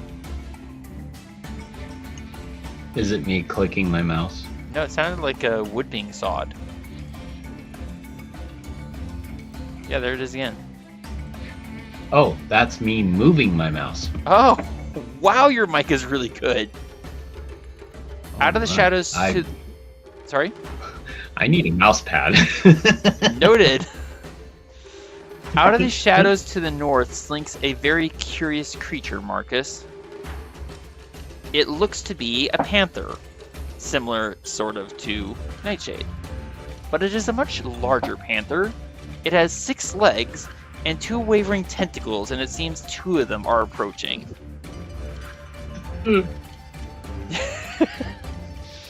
Let's see. This guy's gonna climb on down and here. It's 10 feet. There it is. Do they have a swim speed? Okay.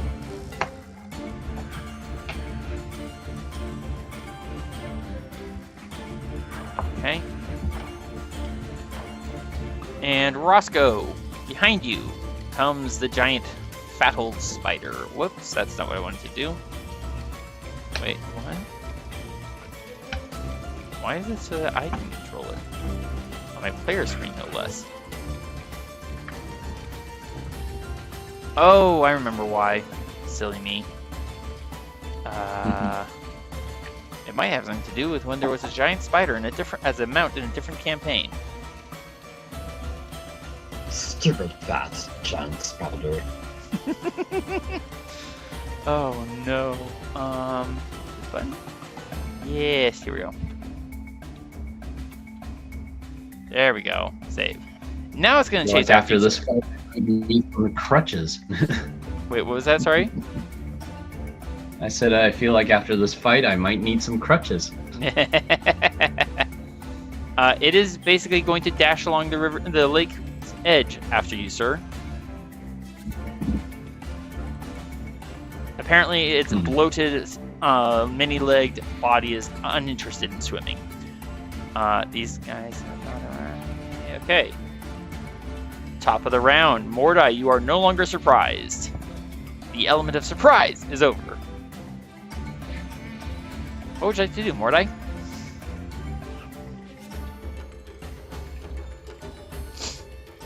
I think I'll come this way some.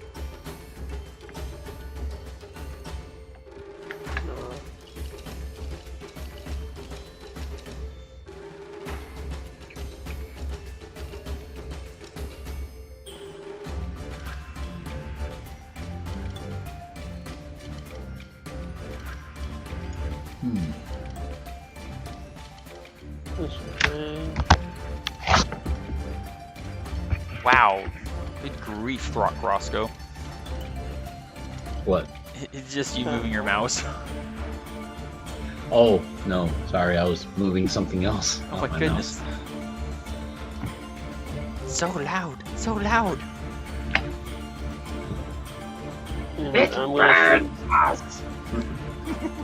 I'm sorry, Mordai, what was that? I'm gonna shoot a bolt of lightning at the giant spider.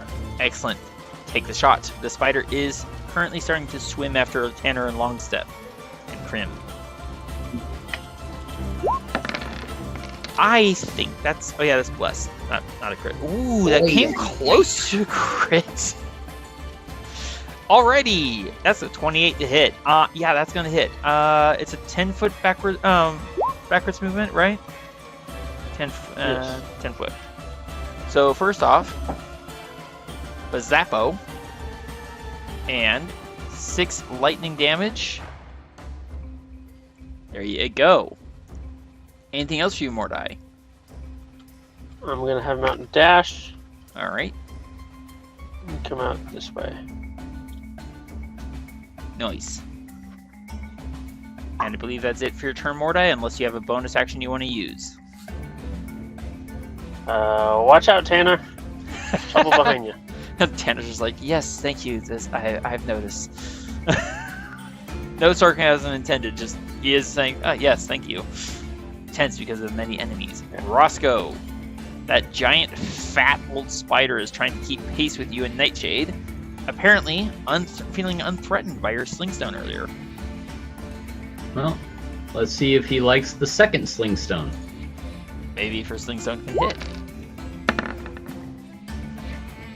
Your slingstone can hit! I think this is the first time you've hit with it. Hit anything with it. Indeed. Your slingstone whips into the air, and shocking to you, sir, you certainly hit that giant fat old spider, dealing him 7 bludgeoning damage, cracking one of his exoskeleton legs. Anything else for you? Would you, for example, like to run away?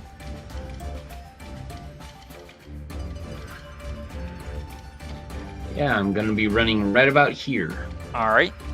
Is that as far as you're gonna go? Yeah. Noted. Crow, Nightshade, Ghost are all controlled. Throk. It is your turn, sir. Okay. So, I noticed the little spider back here. I'm gonna go on up to it. Alright. And I'm gonna say, hey, stop going after my big brother. Confusing the spider no end. Alright, so I have not raged yet. True. And I am going to attack him. Okay. You do have the benefits of Bless. I do. And you do not have advantage on the attack. Well, I'm pretty sure I have it on normal, so yeah. You do indeed. And that's a 24 to hit thanks to Bless. 23 and plus 1. That's definitely going to hit for 8 slashing damage. The spider gives an ululating, burbling screech of pain. I'm pretty sure I can hit you again. You can definitely go for the attack. Let's see if it hits. 10 would have been a miss. Or no, 10 would have been a glancing... Where am I looking? Hold on. 10... It would have been a miss, but plus Bless becomes 12, which is a straight up miss. I was looking at I was looking at the wrong number. I was looking at his remaining health as though it were his armor class. I'm like, wait a minute. So 12 is a miss on him. 12 is a miss. Aw, nuts. I wonder if I can use my bonus action to breathe poison on him. You can indeed. It will expend one of your 3 breaths. Yep. 1 of 3 expanded. And it's a dexterity saving throw. DC is 13.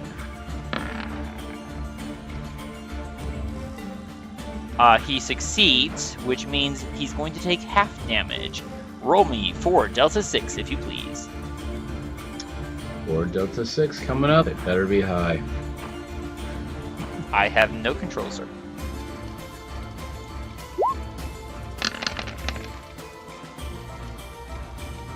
That's pretty high. He's going to take 9 poison damage. Watch that health bar. He yet lives. Very, very well done, sir. Yep. You have moved on this turn a grand total of 20 feet. You can have Crow disengage and move away if you so wish. Or you can stay where you are. Sure. Okay, you disengage and move. I will disengage and move. Now, I moved, what, about 15 feet, right? You moved 20. Oh. Well, then I have, what? 70 feet left. 70 more. Nice. And thanks to the spider screeching in pain, this boundary line goes away. The creatures are aware of your presence. the orcs and ogre are aware. Excuse me. Alright, that's my 70 feet. Water walk is so cool. All right. Moving right up to Tanner. I am concentrating on a spell, but there's only 2 targets right there. I don't quite want to throw my weapon just yet. I'm going to give Krim the attack order. So he's going to mark red. That means I will get 1 attack this turn in addition to his attack. So I'm going to now ride long step here.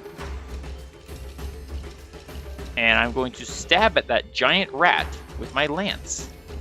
And mounted combatant coming in to give me advantage. Lance, lance, lance. There it is. Not lance. Javelin. I'm sorry. I'm stabbing at him with my javelin. I know words. Well, mounted combatant is going to save me from an 8 and give me a 12 instead. Let's check the armor class of the giant rat.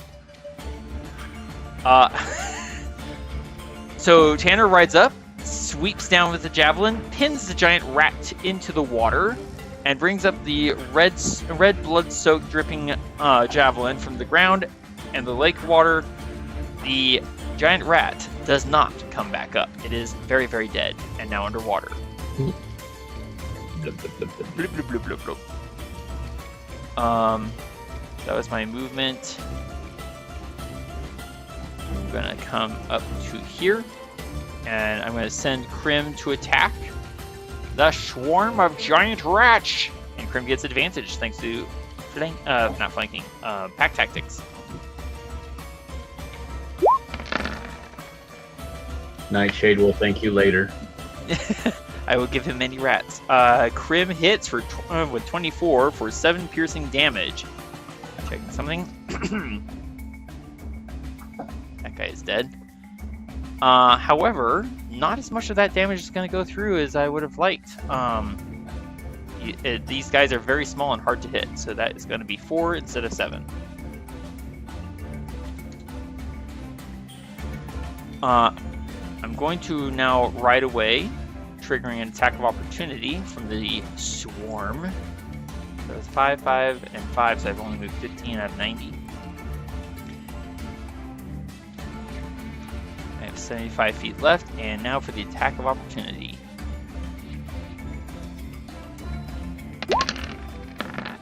Well, a natural 1 means nothing doing. Excuse me, I ran out of breath.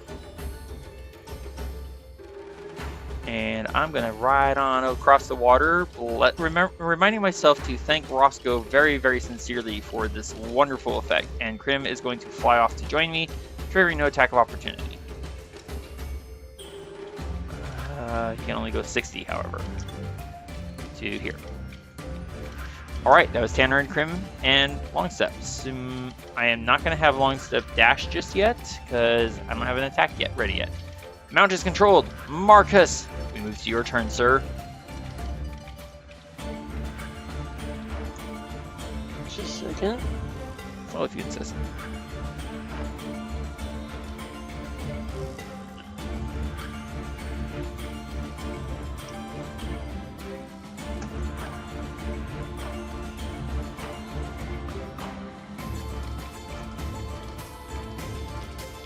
I'm gonna have Marcus right up this way.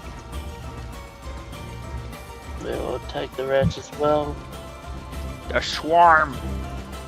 You have advantage on the attack, thanks to mounted combatant. And they already used their attack of opportunity, so you can right away without disengaging. 21 plus bless becomes 24 to hit for 5 slashing damage. However, again, it doesn't seem to hit them quite as hard, so that's 3 instead of 5.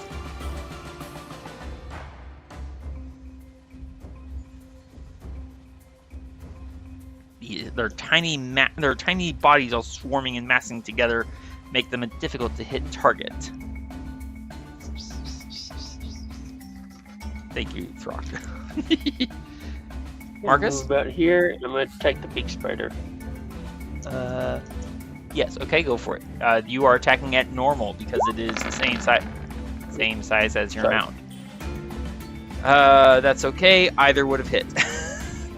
That's going to be 11 slashing damage. There you go. This makes sense. Just kind of bonk him on the head a little bit. 23 becomes 25 to hit for 4 bonking damage. Or bludgeoning, as it is more commonly known. It is still alive. However, that was quite a bit of damage. Anything else for you, Marcus? Wish I remembered how much I moved. I'm going to say roughly 50 feet total.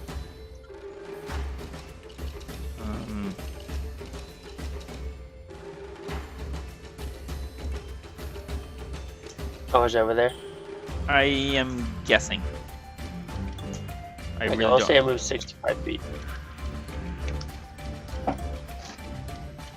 So you moved 5 feet to get to where you... Oh. You did the thing where you... Okay. 25 feet. I have Ghost disengage and come out over here. Ghost does not need to disengage. The spider was out of reach, and the swarm of rats already used its attack of opportunity against Longstep. Well, in that case, can I have him dash instead? You may. Thank you. You're welcome. Excuse me.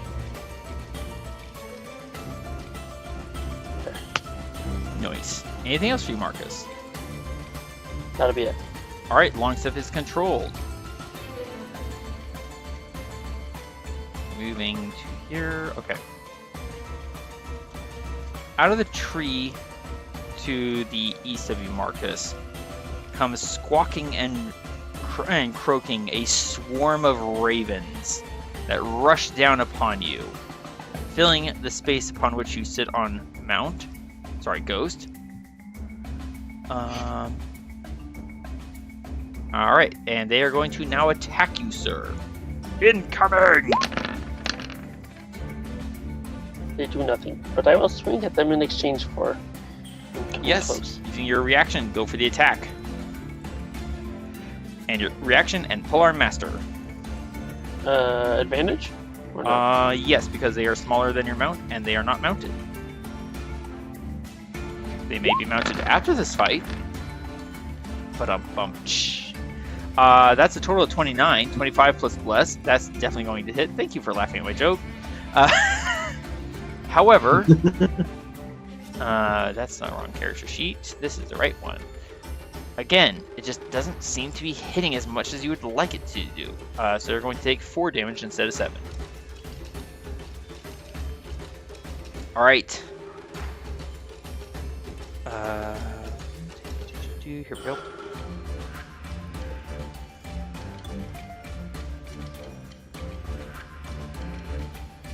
Yes, okay. Throk. Out of the tree to your east comes bursting forth a swarm of ravens dashing towards you, sir.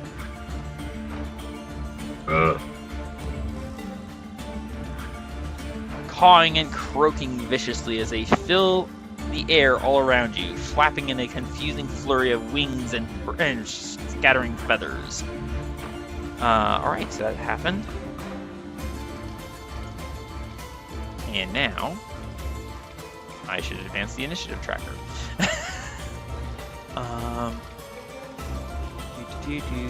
There it is.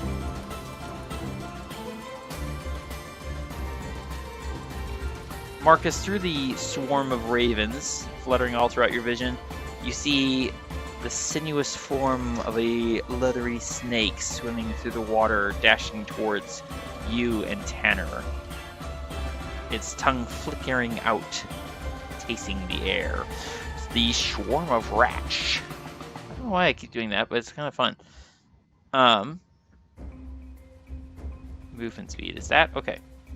They're going to give chase, the whole horde of them swimming through the water and having to dash to get to, well, here. They dash! Sorry? What'd you say?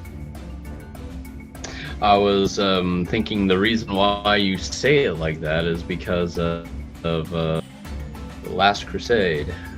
Ah, I quite would possible. love to have seen it, but I can't stand rats. What a character. Alright, gonna get to here, then to there. Dashing along. And this guy is gonna come down and dash to whoop, here. Mordai, you can hear the thundering paws of this owlbear drawing ever closer. Right. Excuse me, as I try to get some air in me. That would help. Now aware of our presence. This orc's gonna do here, and then here. Be fine.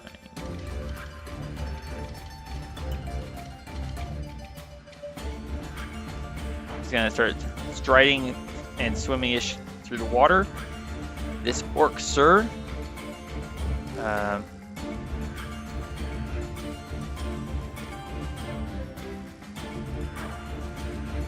Throk. Is he swimming or walking on the water? He's walking in the water. He's not quite he's swimming, walking but in. it's effectively difficult terrain. Throk. This looks unusual for an orc. For one thing, his customary hide armor has a dull blue crystal embedded in it, somewhere above his left chest. And he's carrying shiny. shiny indeed.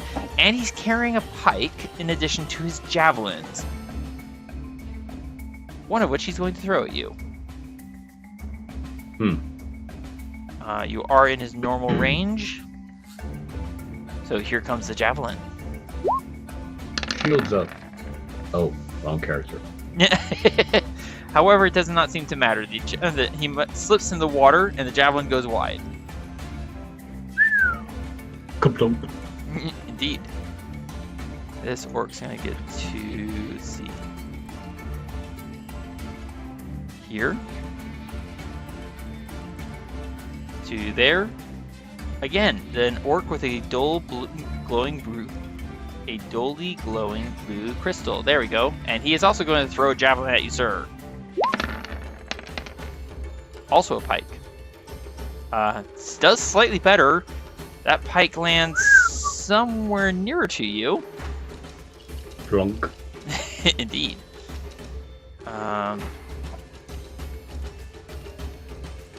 These orcs are going to move up to here. I'll be fishing for those later. Indeed. They're going to hurl their own javelins at the boat. Wait, do they have javelins? Let me check.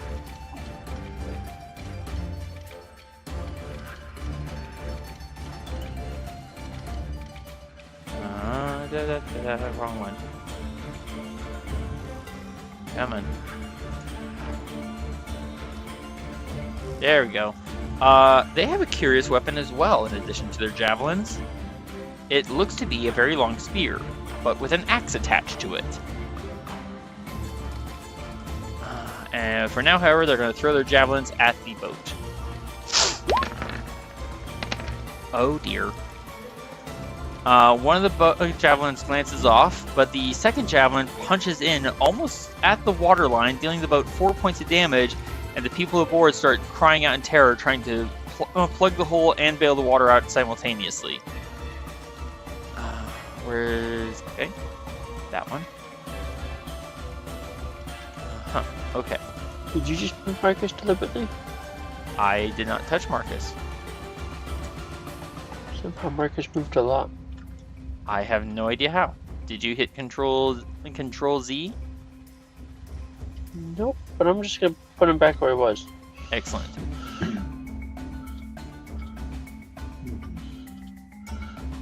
This orc is going to close on you, Marcus.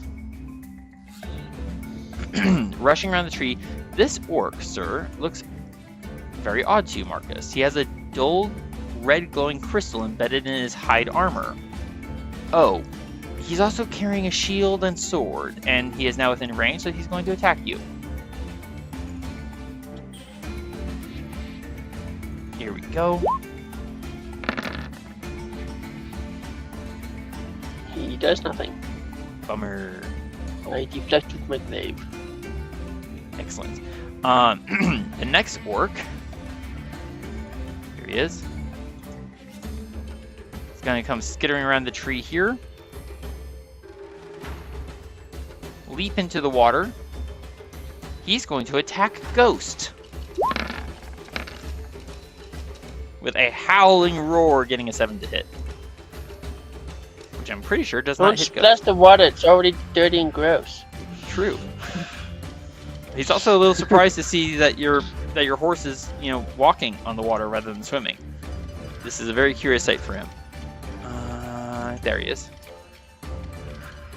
All right, this orc here.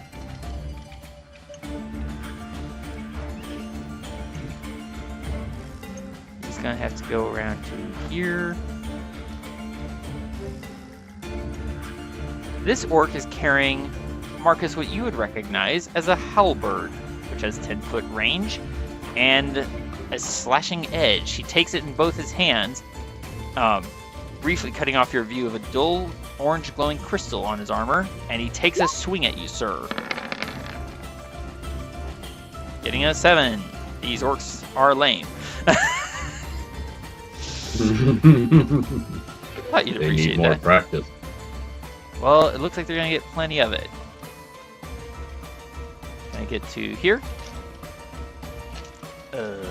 What's that sound? Someone eating something? Nope.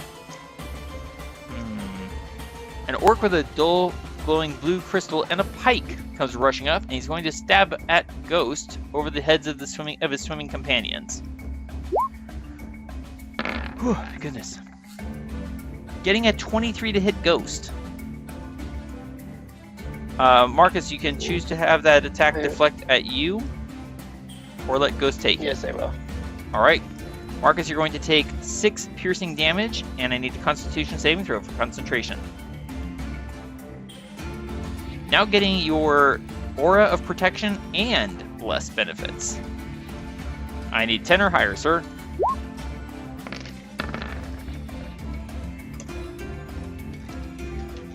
What is that sound? Who is eating? Nope. Not Someone's- food. Okay, what are you doing? I'm trying to pull something out of a plastic bag as stealthily as possible. Ah. Apparently I rolled a 2. I think you rolled a 1.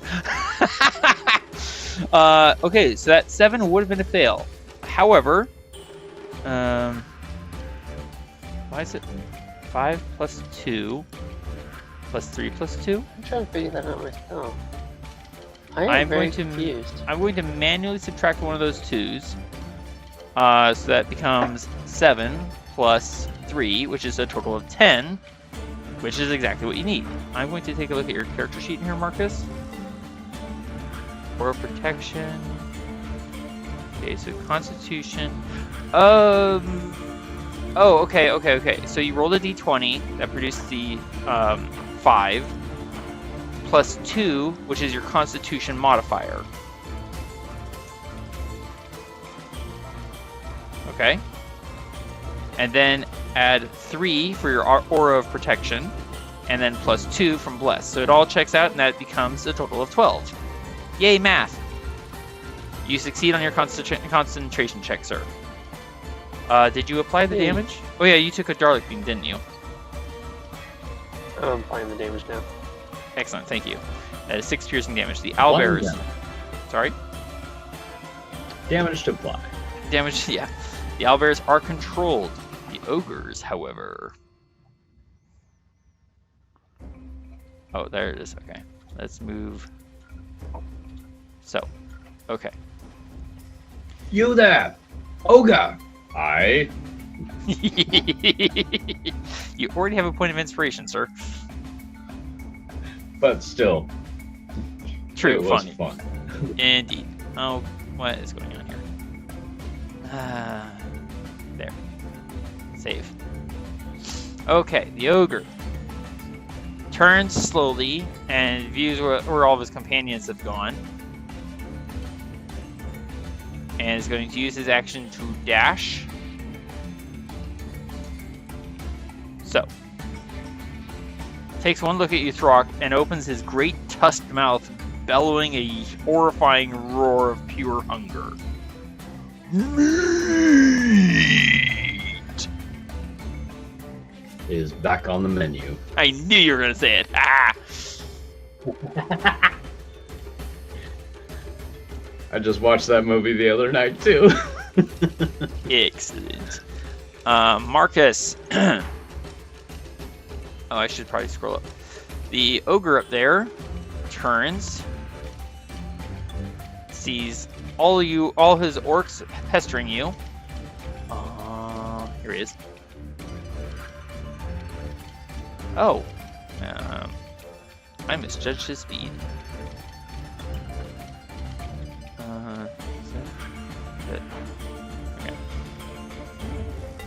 Okay. This ogre is not carrying your traditional tree trunk great club.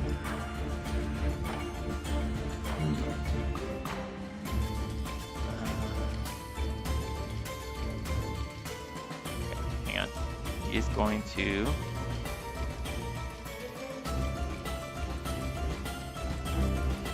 and 20. Go. He is in fact carrying over his shoulder, as though it were a tree trunk, an absolutely grotesquely huge sword. Seeing as how he cannot get to you, however, he's going to simply hurl a javelin at you. Incoming! That hits like a tree trunk. That's gonna hit like a tree trunk for sure. My goodness. Marcus, it's going to be Good thing I took a tarlatan. True, but this is not at you, Throk. This is at Marcus. There we go. I got there. Oh, I thought it was going after me. Oh my gosh. No, there's an ogre here that's pestering you, Throk. There's an ogre up here that's pestering Marcus. Thank you, Marcus, for rolling your Constitution saving throw. What? Okay. I couldn't see that. Well, yeah, it's focus on my character. Yes. All right, Marcus, you rolled a d20 plus 2 for your con mod, total of 8, plus 3 and 2 from Bless and your Aura of Protection, for a grand total of 13, which is more than the DC, and you maintain concentration. Don't forget to take the 13 damage, which I think wipes out the remainder of your Dark Beam points, right? Yep. Okay, your health bar is not showing up on my player screen. I'm going to steal your token for 1 second. There we go. Perfect. All right. That was a hefty blow. The two men in the boat, seeing as how they are temporarily not being bothered, they're going to grab the oars and start rowing forward away from that chain, and the orcs back there, they're trying to take more of a neutral position, so to speak.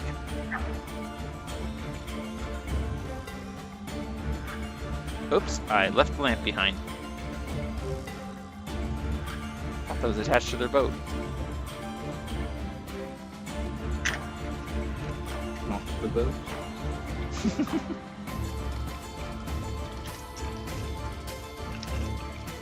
I'm going to fix that real quick so I don't accidentally leave it behind again. There we go. All right. Easy beasts.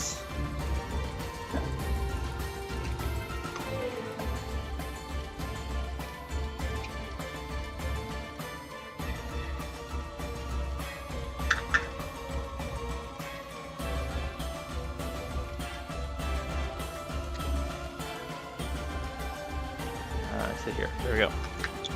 What are you doing now? I'm playing with some trinket stuff. Why is your mic so loud? I have no idea. It shouldn't be that loud. Fair enough, but it is. Okay, where is this character sheet? Here it is. Right.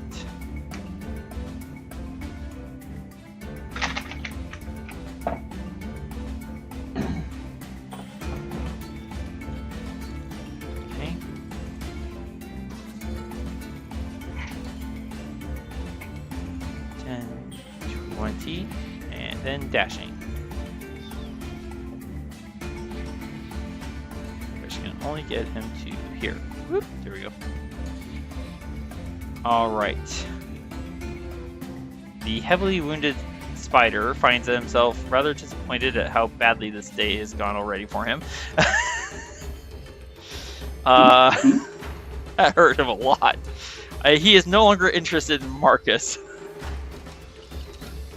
He is, however, curious about that bolt of lightning that came at him earlier. Perhaps foolishly so, but no one said they were smart spiders. Nope. Speaking of not smart spiders. Let's see here. Maybe this. Alright, Roscoe. This spider comes up and is looking rather perturbed. Roscoe, I need from you, sir. Oh, I guess I don't need any save from you. He's simply going to attack you with a giant web that he spits out at you. Getting a 15 on Roscoe. 15? 15 to hit Roscoe. That's exactly my armor class right now, is a 15. Alright, Roscoe, you are restrained by web. No! At least you don't lose concentration or anything. But you're not concentrating on anything. Oh, yeah. So And I was actually planning on doing something, like, on my turn. On your turn, you can try and burn the webs. You can try and cut the webs. Or you can try and break the webs with a strength check. Okay?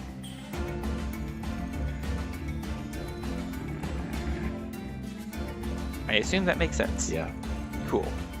Alright, moving right along. How are we doing for time, gentlemen? We're doing okay. Excellent. Or at least I'm doing okay. I think I'm doing fine. Mordai. A giant spider is swimming towards you, and there's also an owlbear with an angry orc riding it. What would you like to do?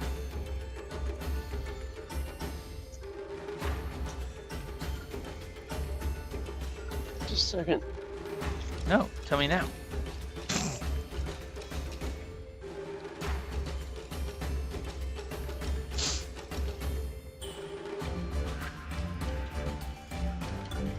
Oh, darn. Can't really do what I want to do.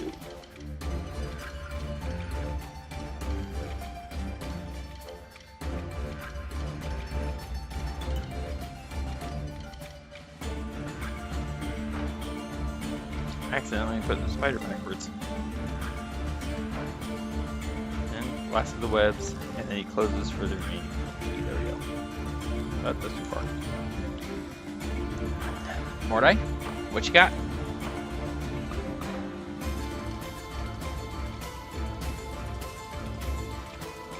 I'm going to have Mount Dash. For a second there, I was looking at Ghost and like, wait, why are you gonna have him dash? You're surrounded by bad guys. Oh wait, wrong mount.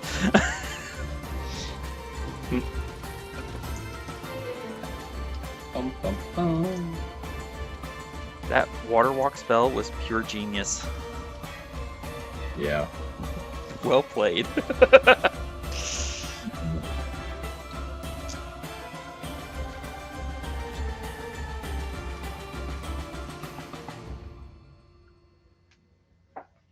So I just trying to figure out how to do this right.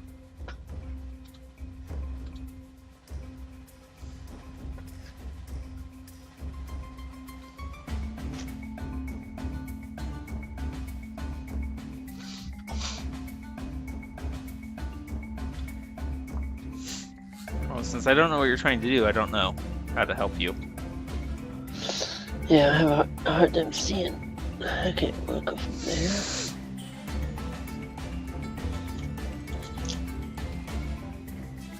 Oh, would you mind saying what you're trying to do, or? I'm gonna dash up here and use my dragon's breath. I'm just trying to figure out which square is kind of positioned where. Okay. Well, can you indicate where you're trying to go? There. Ah, thank you. And it is exhaling from your mouth, and it is fire breath. Now, one thing I will mention. I'm going to zoom in real quickly, which will take a moment. Okay, so this orc is in the water, okay? Fire breath is going to be less effective on him as a result, but it will still hurt him. I just have to look up the rules. Oops, too far. Combat. Here we go. Ooh, excuse me. Do.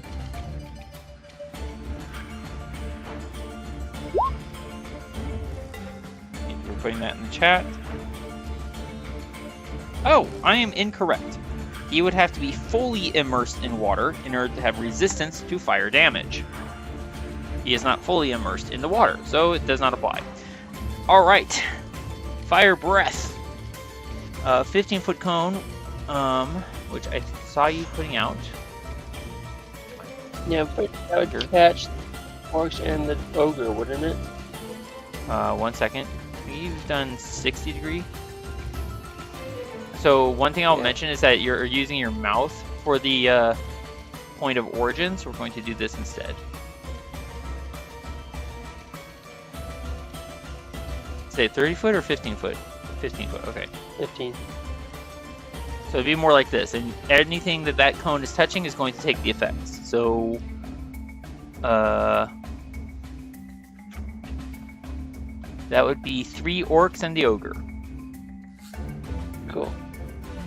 Alright, and they have to make dexterity saving throws, I believe, yes? Yes. Okay. And the save is 13, or did that change? Because you Should be should. 14. Okay, I will try and figure out how to fix that later.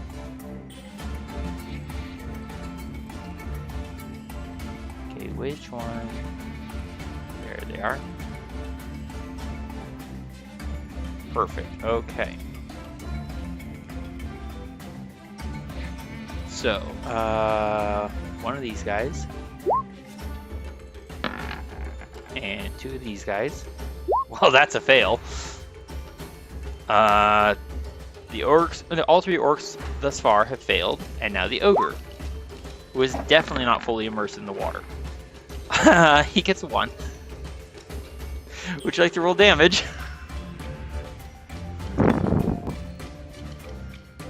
Hold on. Is that 3d6? 3 delta 6 fire damage. Alright, 8 points of damage. Noish.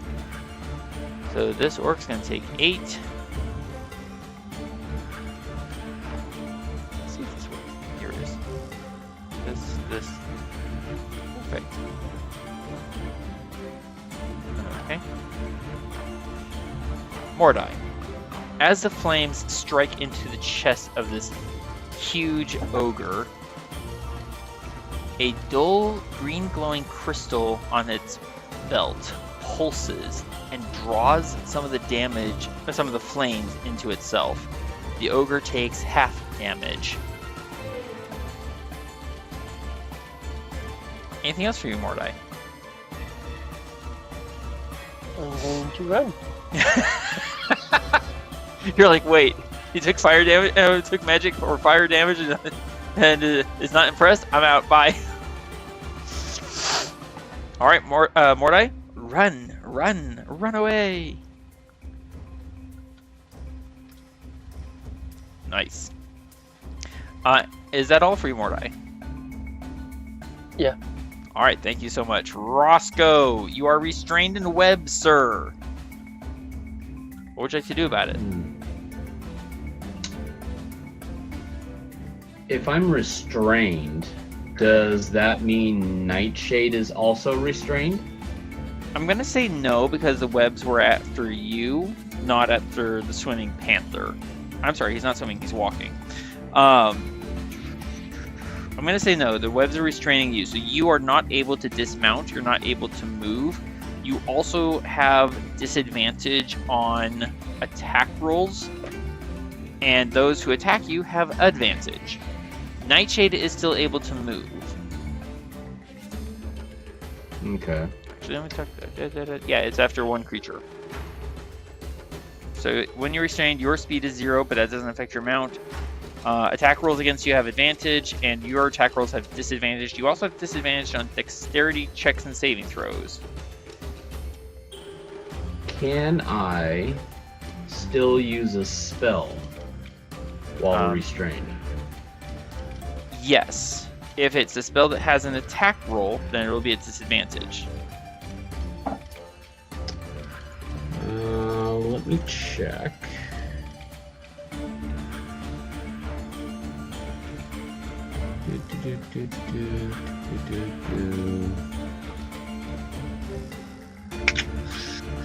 Well,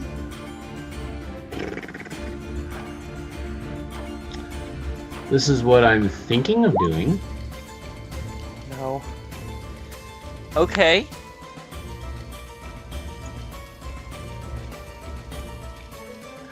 But what I was kind of hoping is that since Nightshade is still able to move,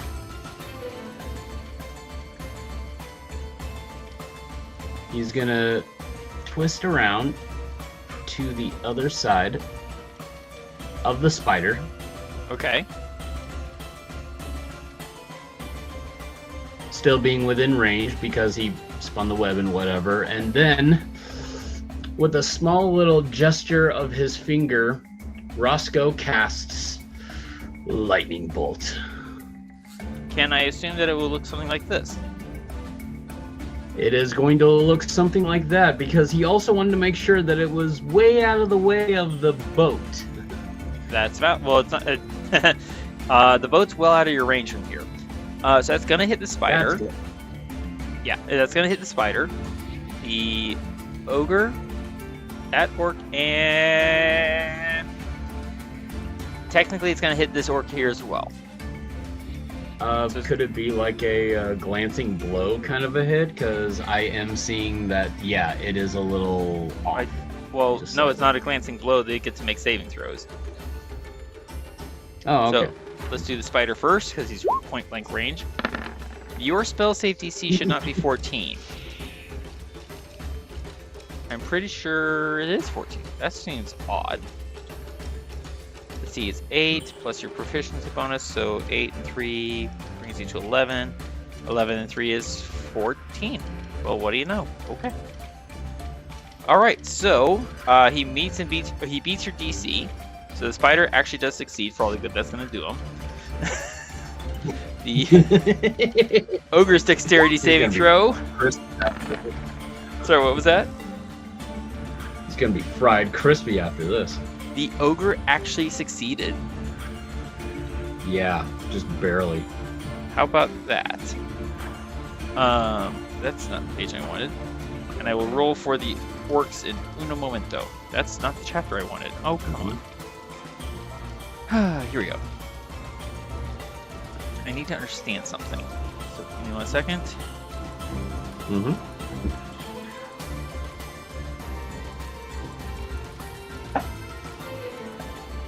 Okay. So the ogre is also gonna take half damage as a result of that. The orcs. These are the orcs with dull blue glowing crystals.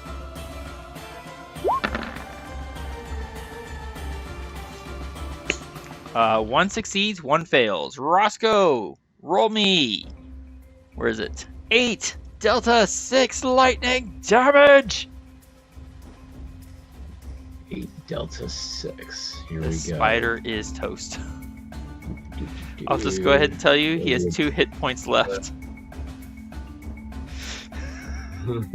Nice. Even if you roll minimum on every die, he's gonna die. Alright, here we go for 8 Delta 6.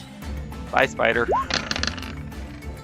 He was a fat old spider. He had a good life. Oh my giddy Aunt Martha. He takes half of that, which is 14, and he dies. He is a very fried spider. There. Alright, the ogre succeeded, so he's going to take half, which is, 14.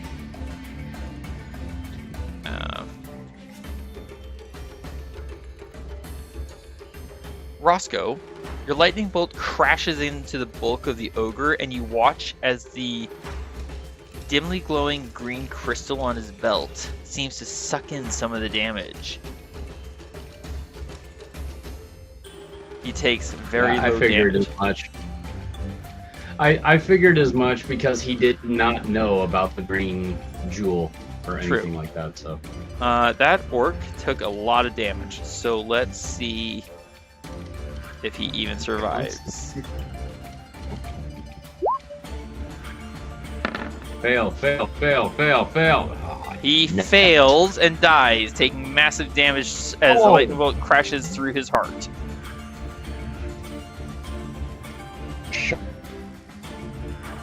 I'm sure you meant to say shocking. There you are. Cut out for a second. This guy failed and is going to take the full 28. Charge of that? This guy failed his saving throw. He's going to take the full 28 damage and die. Yes! Yeah, 3 out of 4 creatures being dead. Not bad for one spell. Yeah, pretty good. Roscoe, you are still tied up in the web. No. Anything else for you, Roscoe? As the orcs sink into the waves, twitching and crackling with bolts of electricity arcing all over their bodies. Wait. Who's sinking into the waves? The orcs that you just electrocuted. Oh, I thought you said I was, and I'm like, No. wait, I'm on dry land. You also have water walk. You float. All right, sir. Where do you want to go? Wait. The ogre is still alive? I Not only wonder to myself. Not only alive, he looks barely singed. Yeah. He must have some type of power or something. Nuts. Who can say? What would you like to do, Roscoe? I think that's all I can move right there, unless I want Nightshade to dash again. All right. He only dashed once. I'll have him dash. All right, then he can dash.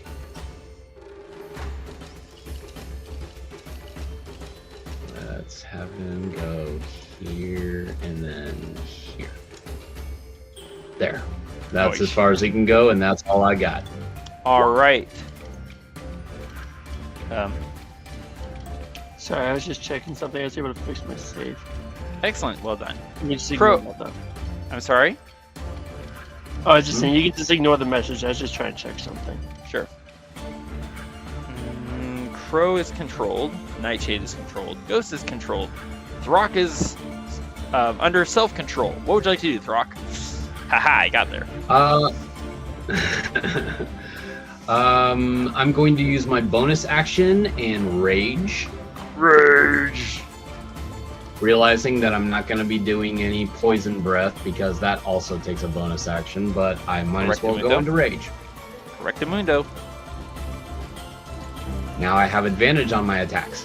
No, you have rage on your damage. If you want advantage, well, you have advantage from mounted combatant. If you wanted to use reckless attack, that's different from rage. Oh, well. Oh! Would you like to use reckless attack against the ogre?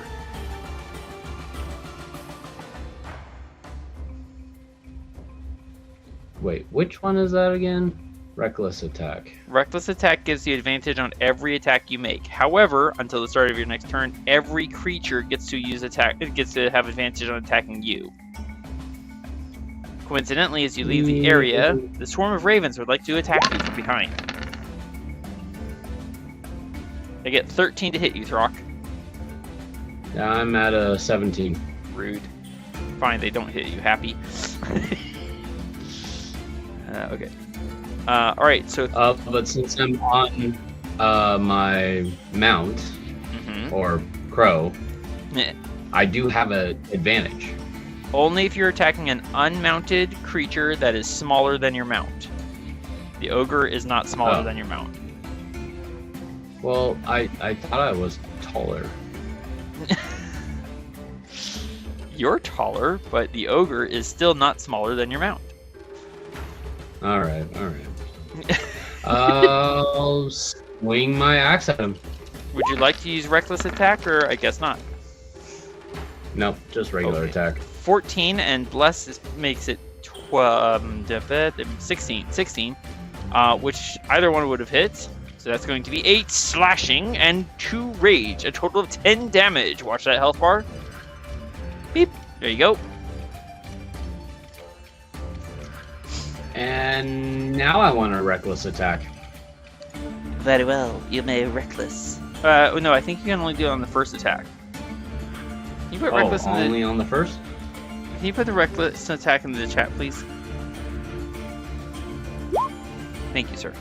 You can throw. When you make your first attack on your turn, you can decide to attack recklessly. So it has to have been done on your first attack. But it applies to all subsequent attacks after for the rest of that turn. Okay. Well, normal it is. I'll attack again. Sweet. Ow. What? I will say, if it helps, I will say doing so gives you advantage on melee weapon attack rolls using strength during this turn. Yeah, but he had to have. He would have had to have done that on his first attack, which he did not do. Oh, I see. Yeah. 9. I'm sorry. Oh, I just realized I misheard the conversation. No worries.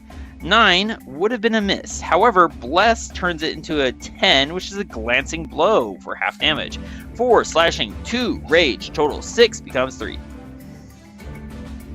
But 3 is better than 0. Yes.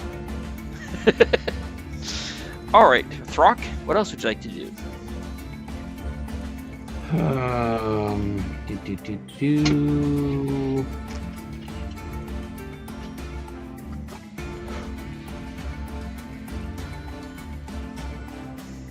Well, I can't do that because I've already used my bonus action. So I think that's it for me.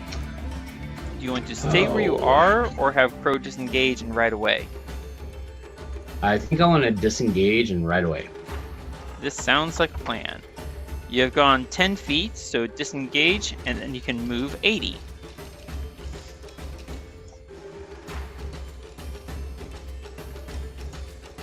Triggering no attacks of opportunity. Is that as far as you want to go? I mean, you have 50 more, I'm just saying. I think I'm just going to come over here and protect Roscoe.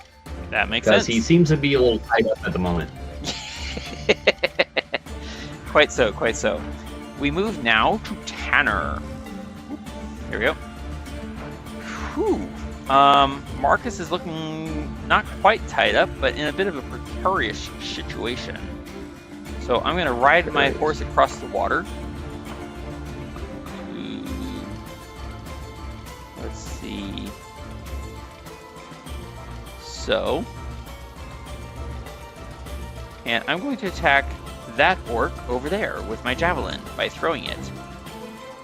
One circle. Snap to center. Linger is on. I really wanted to go for that center orc, but if I did that, it would affect... Let me see.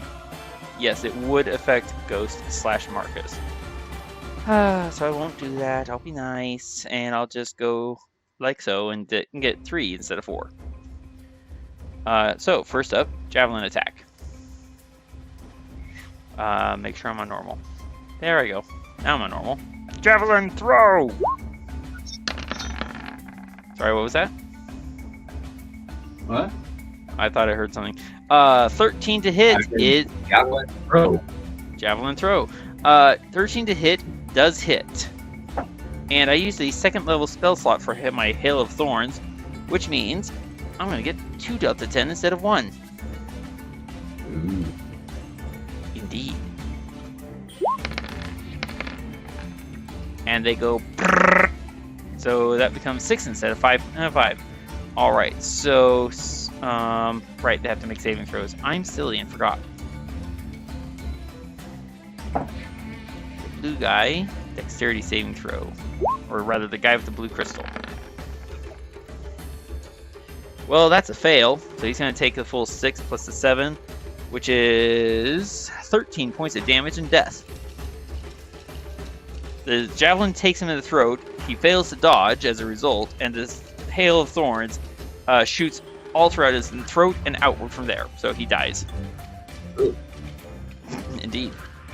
All right, the next 2 orcs. Thank you. I rather liked it. Nope. These guys? These guys. Okay.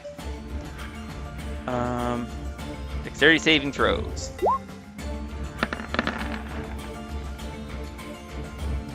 Uh, 10 is a fail, 19 is a success. So, let's see. This guy's going to take the 6 damage and has to make me a Constitution saving throw. Yes, big con. He succeeds, and he only goes to very low health instead of dead. Oops, wrong button. There we go. The other guy succeeded, so he's going to take half damage. Thus reduced to so. Alright, so that was my javelin thrown.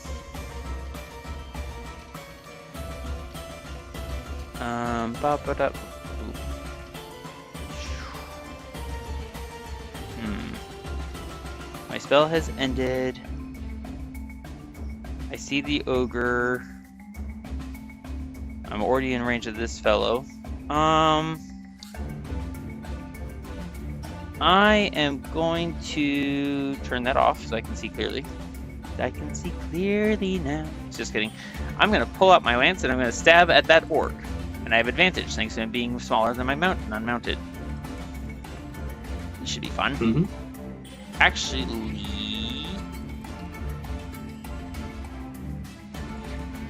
you know what? I'm actually going to close in closer. Close in closer. I'm going to move closer. And I'm going to stab at that orc right there. The almost but not fully dead one yet. Come on. Character sheet. Operate. Advantage. Lance. Stab.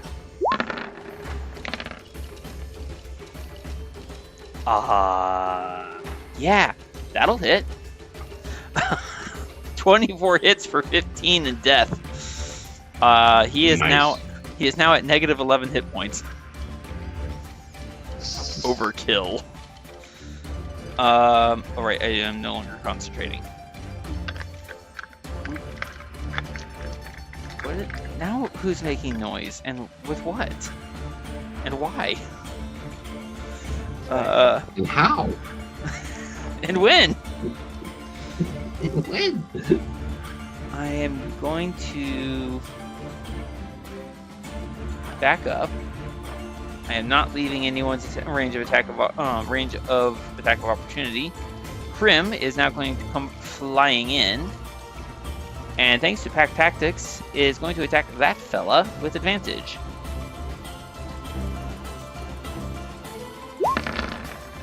Critical hit!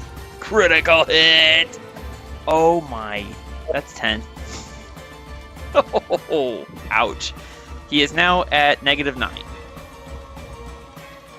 Yeah, I'd say so.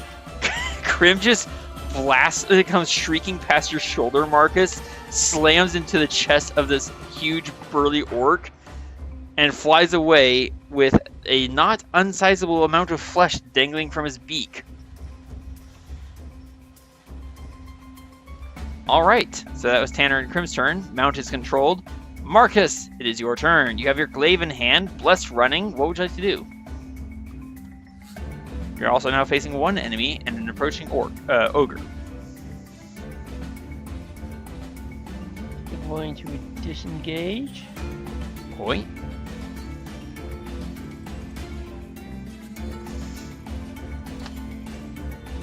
Come over here. Oh yeah, I forgot about the birds that were there. Oh.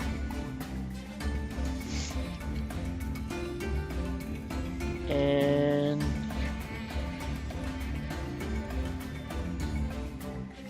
I'm gonna take this guy. Attacking the ogre. Noted. Several times. I'm sorry? Several times. Ah, I see. Go for the attack. Up several times. Okay, so 14 plus 2 from Bless is 16 to hit. That's definitely gonna hit. For 5 slashing. Oh, he takes that.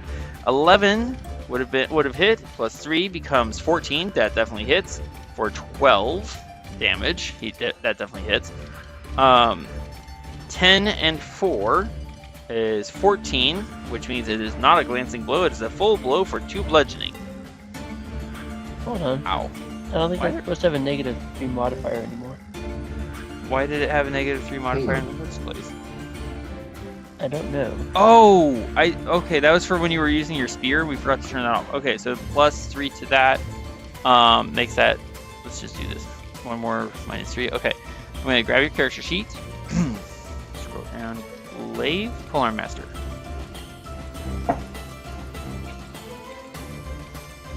There you go. That is fixed.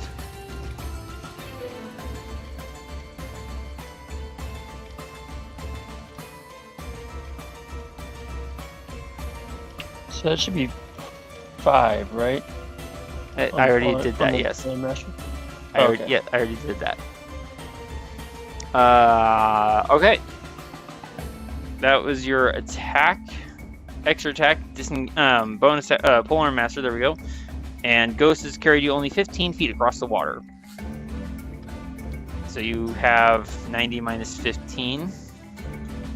75 feet left to you. I'm gonna pull back.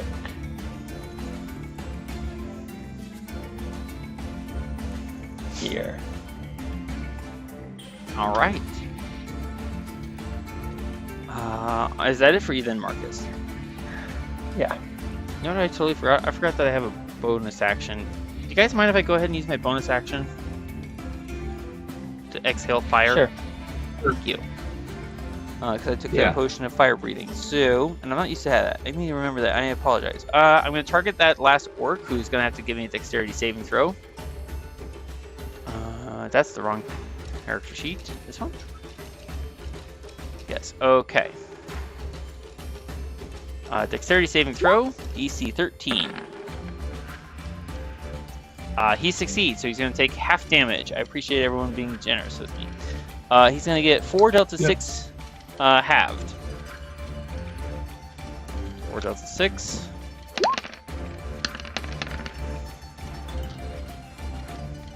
Oh my gosh. I wish he had failed the saving throw. He's going to take 10 instead of 20. That was a lot of damage you just took from that blast of fire breath. Alright, Marcus, thank you for your turn. Long step is controlled. So we move to the Swarms of Ravens. The first one is going to give up on attacking Marcus and instead going to crash into Crim. Oops, oh my mic. Swarm of... There you are.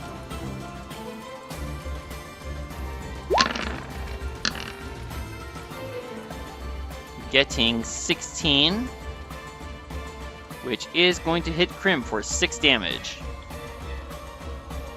Alright, the other ravens, way down south where bananas grow, they are going to fly off after, let's see. They're going to take off after Throk and Crow, but they can't quite, do I have that distance right? I do not. They close in on you, Throk, flashing all about. They are going to attack you, sir. Let them. They are coming after you. Can they hit you? I think they hit you, sir. However, that 4 becomes 2 because you're raging. Yes. You take damage. It is very minuscule. All right. Garlic bean. Yes. Oh yeah, you have temporary hit points on top of that. Nice. All right. We move now to the snake. There you go. Okay.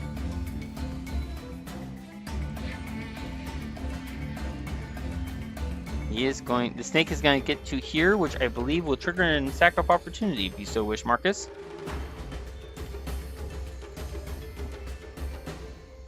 Marcus? Yeah, sure. Okay. You are attacking at normal. You gotta remember to unmute your microphone.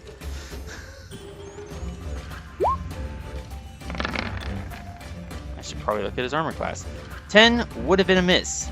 However, Bless turns it into a 13, which is a clean hit, and the snake is now bisected. Well struck, sir. That was surprising. He comes leaping at me, I just swing in a panic and go, oh! That worked. That actually worked. It is quite dead. What a relief. All right.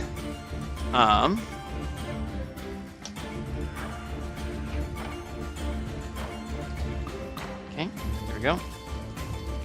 And now back to the orcs. And the galloping bears. Galloping owl bears.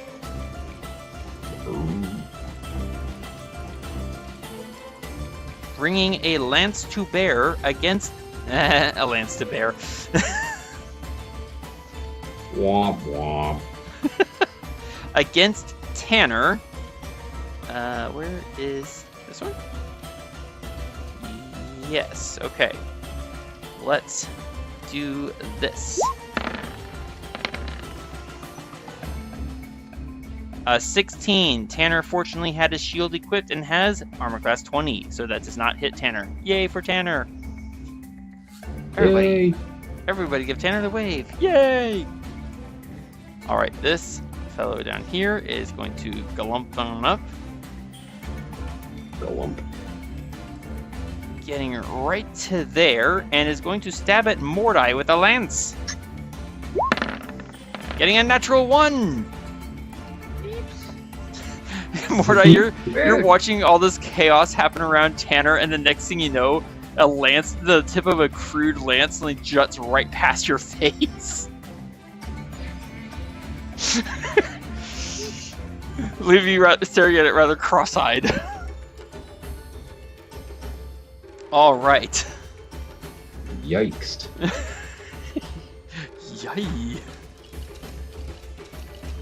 Roscoe, you're restrained in a web, right? I am. Orc says hello with advantage. He doesn't need to get that close, so silly me. He has a giant weapon in hand, and it looks really scary. I get a 19 to hit Roscoe. Well, there goes all my temporary hit points.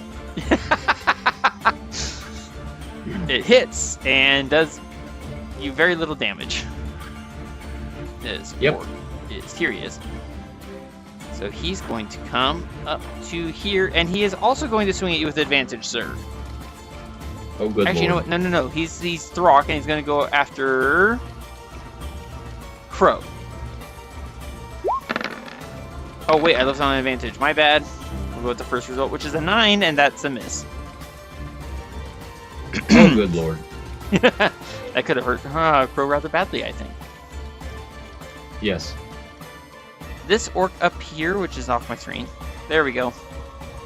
This orc that I just breathed fire at is looking rather well burnt, and he's going to take up his halberd and he's going to swing it at Tanner in massive pain. I just had a scare sheet open, I think. There he is. Swing at Tanner. That's a 20. That's a hit for 8 damage on Tanner. I don't think I took a Darlic Bean. I did not. Okay. So 8 damage. I'm also not concentrating, so, it's not terrible news, but ow.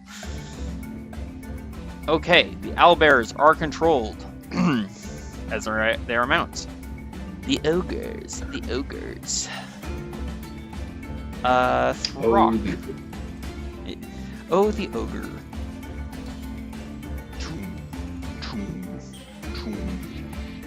as he splashes on up from the water. And here we go. He takes up a rather alarmingly large greatsword. He does not get advantage. You notice that he has a crystal on his belt. It glows with a dim green light. And he swings at you, sir. Getting an 8 to hit. It slaps against your shield, but you angle your shield at the last moment, deflecting the blow. And much of the force, thank goodness. This ogre.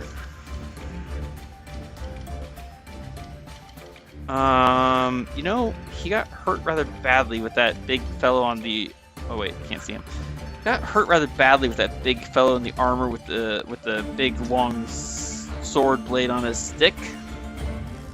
So he is gonna go here and use an action to dash. So now he is close up to Tanner. Alright, these guys are on the boat and are basically just... They're not willing to dim the light.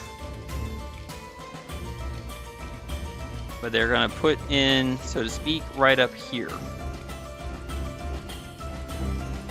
Evidently hoping to break through the dam at some...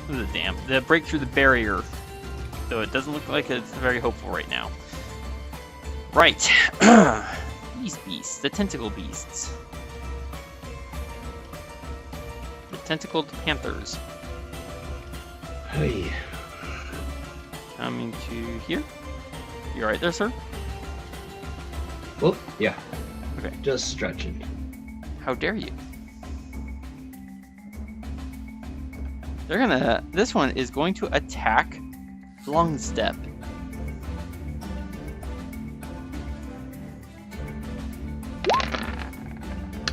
Getting natural ones on both attacks, which I am very glad for. That's a lot of damage. Alright, this one is gonna start to swimming. Oop, too far. Taking an action to dash. This spider is gonna also dash. Okay. Alright. With the little time we have left, this is where we are going to pause for the night. As I don't know, do you guys want to go for one more round? I would. Throk, Roscoe, how you doing? Yeah. One more round. One more round. One more round! Uno más? One more thing. One more thing! Stop! That was really well done. Alright. Last round. Mordai, you're up first, sir. What do you want to do? Last round for the night, excuse me. Mordai? Uncle has no knees. Preservation here.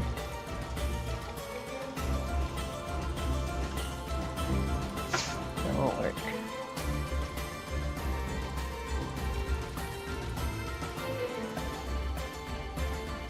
That won't work. That won't work. That won't work.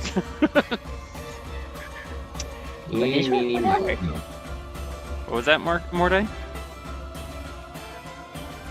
Oh, I'm just looking and thinking real quick. You know what? I'm gonna double check something, and this might just have to do it.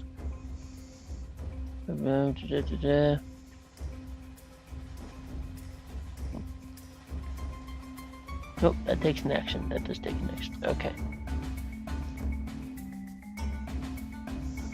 Well, I'm just gonna breathe fire at this guy, because why not? That will affect him and his mount. With your Dragon's Breath spell, would you please put it in the chat?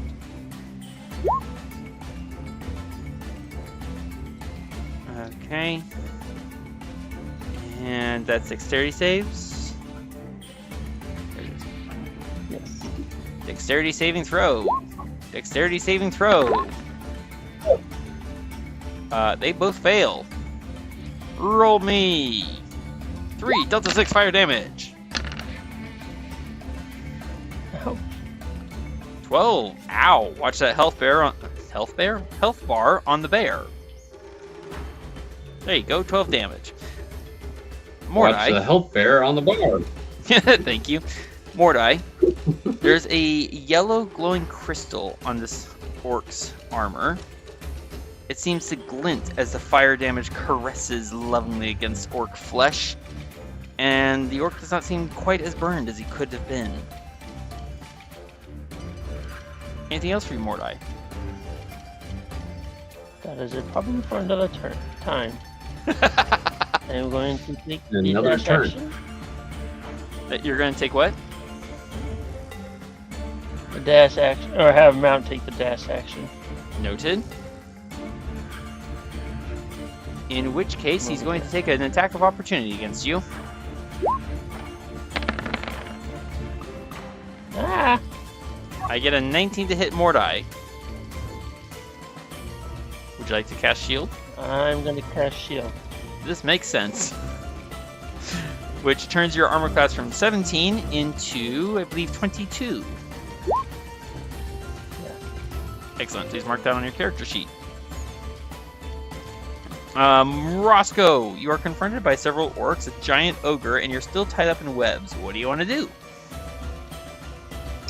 I want to try to break out of the webs.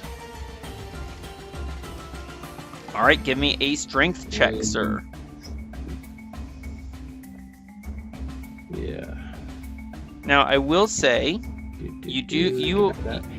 Roscoe? Roscoe? Yeah. Okay. You, being a druid, know... Can you hear me?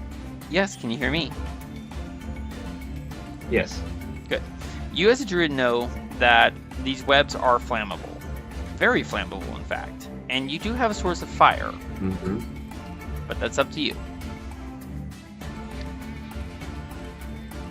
Yeah. Okay. Okay.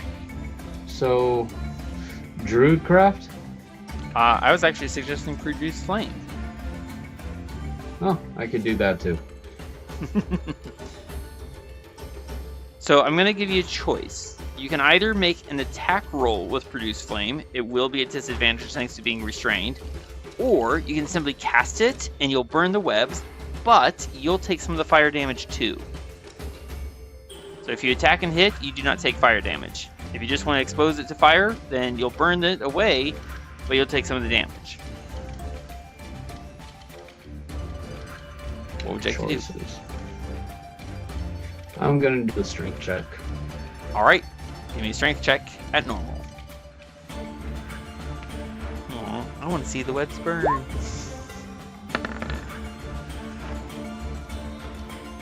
You surprisingly flex your arms as though it's no trouble at all, and you burst the webs apart. Great. I'm gonna have Nightshade disengage and run away. Makes sense. That did take an action, okay, to break free. Yes.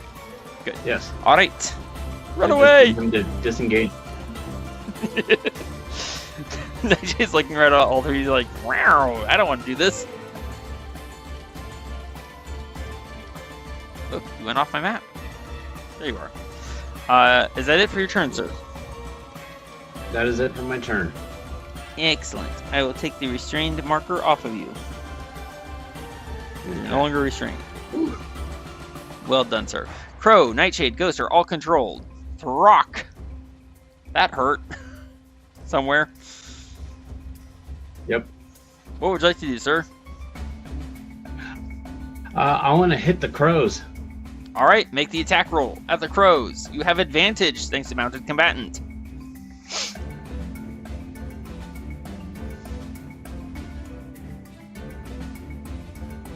Whenever you're ready. Nice. Bless comes into play, taking that 18, turning it into 21. That's definitely going to hit. For 7, slashing 2, rage, total 9 damage. However, these Alright, there's just so many crows, it's really hard to hit them solidly. So that's going to be 5 instead of 9. Anything else for you, sir? Okay. I'm gonna hit him again. Swing away! Well, 25 or 19, I think it's a 25. That's something gonna hit for slashing, 2 rage, total 6, and it's still just not hitting very hard. Would you like to frenzy or no? Frenzy. Or you can bonus action breathe poison at them. Oh, thank you for reminding me. Yes, I want to breathe poison at them. Dexterity saving throw for the ravens. This is your second breath or third? Second. Excellent. Alright, they get a 19, so they're going to take half damage. Roll me, sir, for Delta 6 poison damage. Delta 6.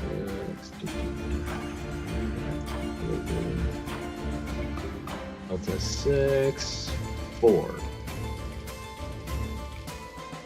There we go. Nicely rolled. Ooh, there's at least 1 6. Oh my word. They're going to take 10 points instead of 20 because they succeeded on their save. Lucky them. Alright, there you go. That was your action, your extra attack, and your bonus action. Anything else for you, sir? Mordai, I meant to say this earlier. Mordai, I meant to say this earlier for that eep about almost being stabbed by a lance. Take a point of inspiration. Throk, I apologize for stepping on you. Go ahead. I'm going to disengage and break away from these guys. These make sense. Run!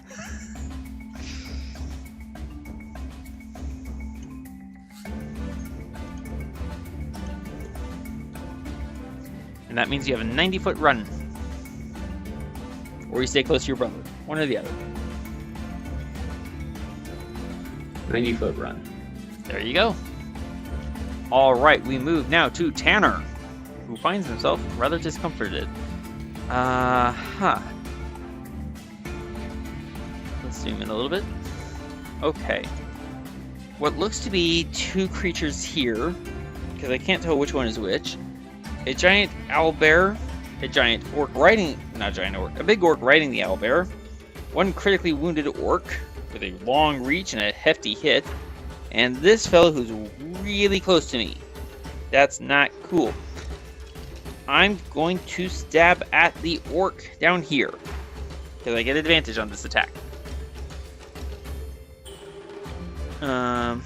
There he goes. It is on advantage. Lance! Nope, that's not that. That's the wrong one. Lance. There we go.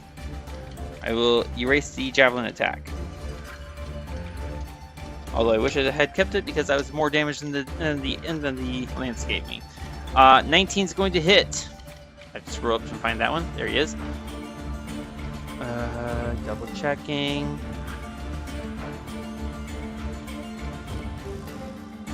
Okay. I hit him for 8 piercing damage and yank free my lance, ripping his heart out with it. Ouch. The orc stares with some shock, looks up at Tanner, and grumbles something in Orcish, which, let's see, Marcus, I think? Marcus, you speak Orc, I believe, yes? Yes. From across the water, you hear this orc grumble, "Those taste good with garlic," as he plummets over and dies. Oh gosh. I'm going to have Krim attack the ravens that are swarming around him, while I use my shield to attack the ogre right next to me. Actually, you know what? Yeah, that's a better idea. I'm going to use my lance to attack the orc instead.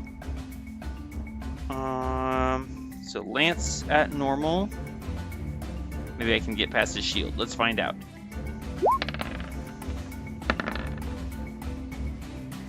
I get past his shield for 10 piercing. My word. Nice. And then I turn, and with my bonus action, I'm going to blast fire at the ogre. Dexterity saving throw. Ogre. There he is.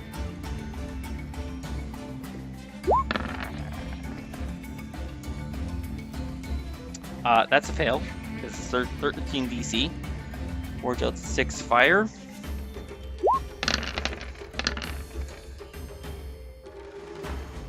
Alright, the crystal on him is going to glint brightly, absorbing some of that damage. So he's going to take 7 instead of 13. And I'm going to guide long step to here. So that Krim now gets advantage on his attack against the ravens pestering him.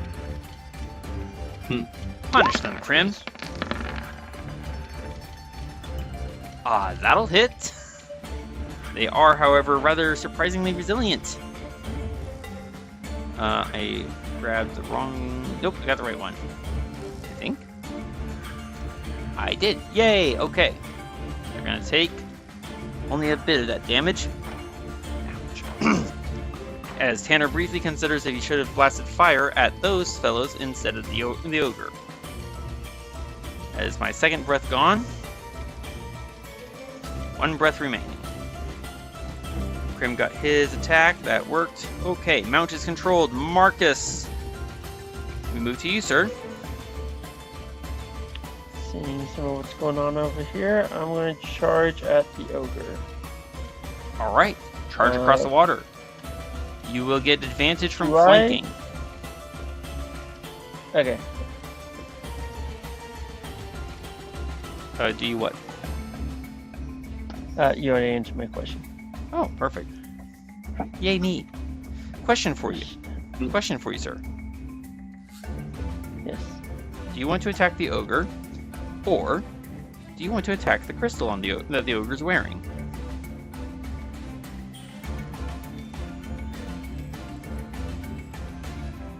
I guess I'll attack the crystal.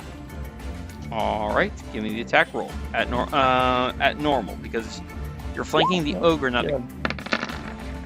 Okay. Sorry. We'll go with the first result, as is our normal house rule. That is 14, which would be a miss, but Bless brings it up to a hit. At 18, as my brain briefly dies on me. Dealing it 13 damage. Checking something, give me a second. You deal it 13 damage, but something about the crystal seems to rebuff part of the blow. So you hit it, you just don't hit it as effectively as you would have liked. So you deal it 7 damage total. Unless you want to Divine Smite, I guess, but that's up to you.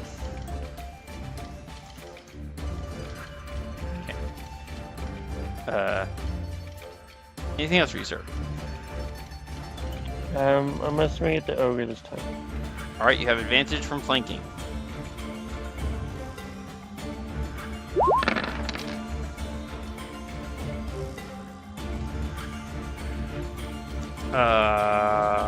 That'll hit. 23 plus 3 is totaling 6 to hit for 13 slashing damage.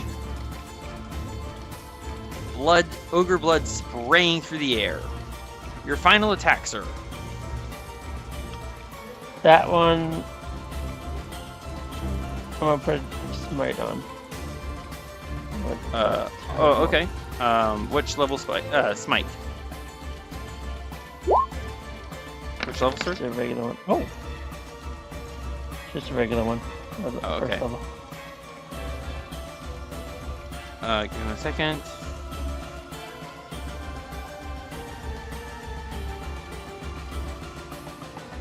Fixing something on one of my monster character sheets. Come on, click off. There we go. Alright, so you're going to Divine Smite him, which is an extra 11 radiant damage for the first level smite. That is a heavy blow. He is still alive, if only just. Oh, wait. Divine? Oh, I'm sorry. Hang on a second. Hold that thought. Okay, that's going to make it this. Okay. 16 plus 4 is a hit. as a dirty 20, or 5 bludgeoning damage. There we go. Now he's at the correct health bar, HP. There we go. Anything else for you, sir?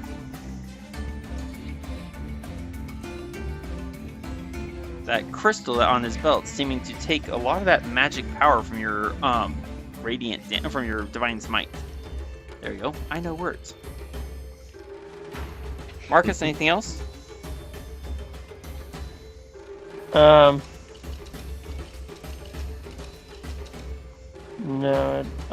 Dang it. I'll have Ghost take the disengage action. All right. I will point out the great swords are that this creature is wielding. It is not a reach weapon. You are at reach. You do not need to disengage unless you want to. Oh. I'll take the dodge action then. All right. And are you going to stay where you are or move?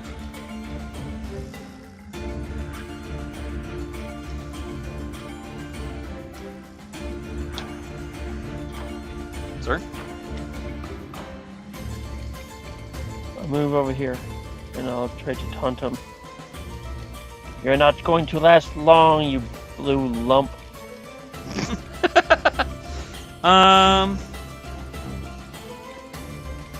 trying. What languages does he actually speak? Let me check. What language do you say this in? Orcish? Okay. The orc over here that's still on the owlbear looks at you kind of quizzically like, "Who's a blue?" But the ogre is just roaring, furious, mad, bestial brain, just not caring about words. All he wants to do is crush, cut, pound, eat. Maybe tend its wounds. Long step is controlled. I think that's it for your turn, Marcus. I should have asked. Yeah. Okay. Well, now you're making me hungry. Let me check something. Okay. Alright. The first swarm of ravens is going to attack Krim at normal.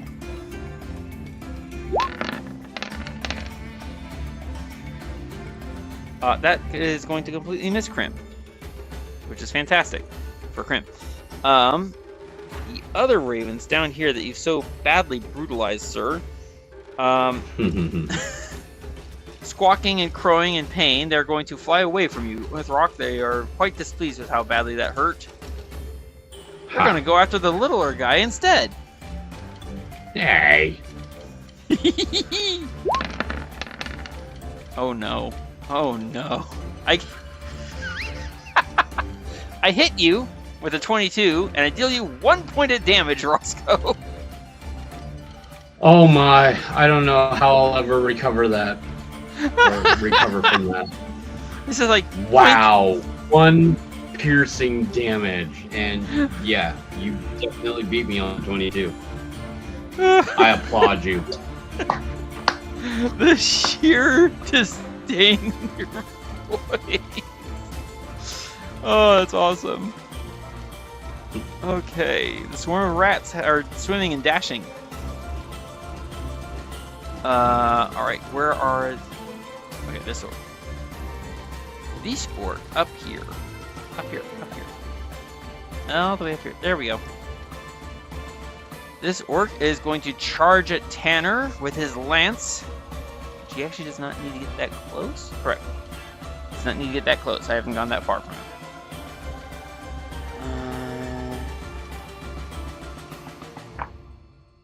Come on, buttons, work. No, the way I want you to.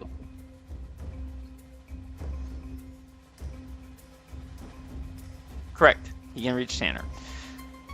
Right. Stabbing away with his lance at Tanner. Ow. That misses. Woo! Where are the other orcs? Are they all down? Oh, there's that one. Let's see. He's gonna start swimming, so movement speed. is here.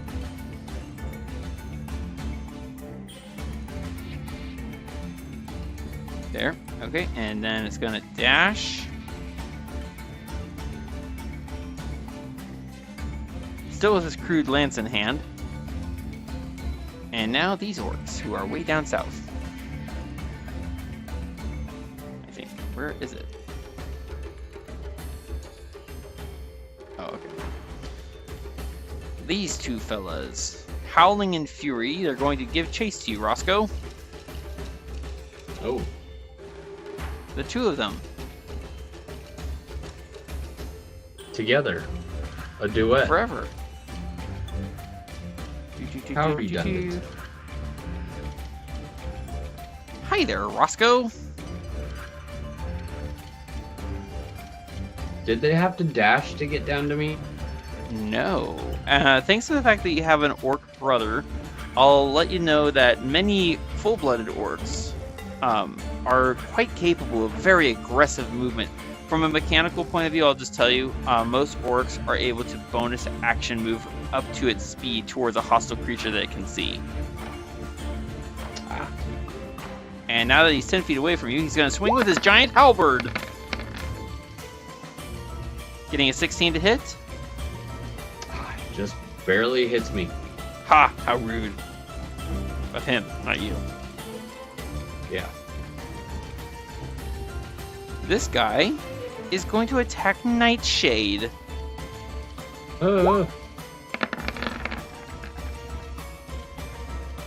I get a 10. Does that hit Nightshade?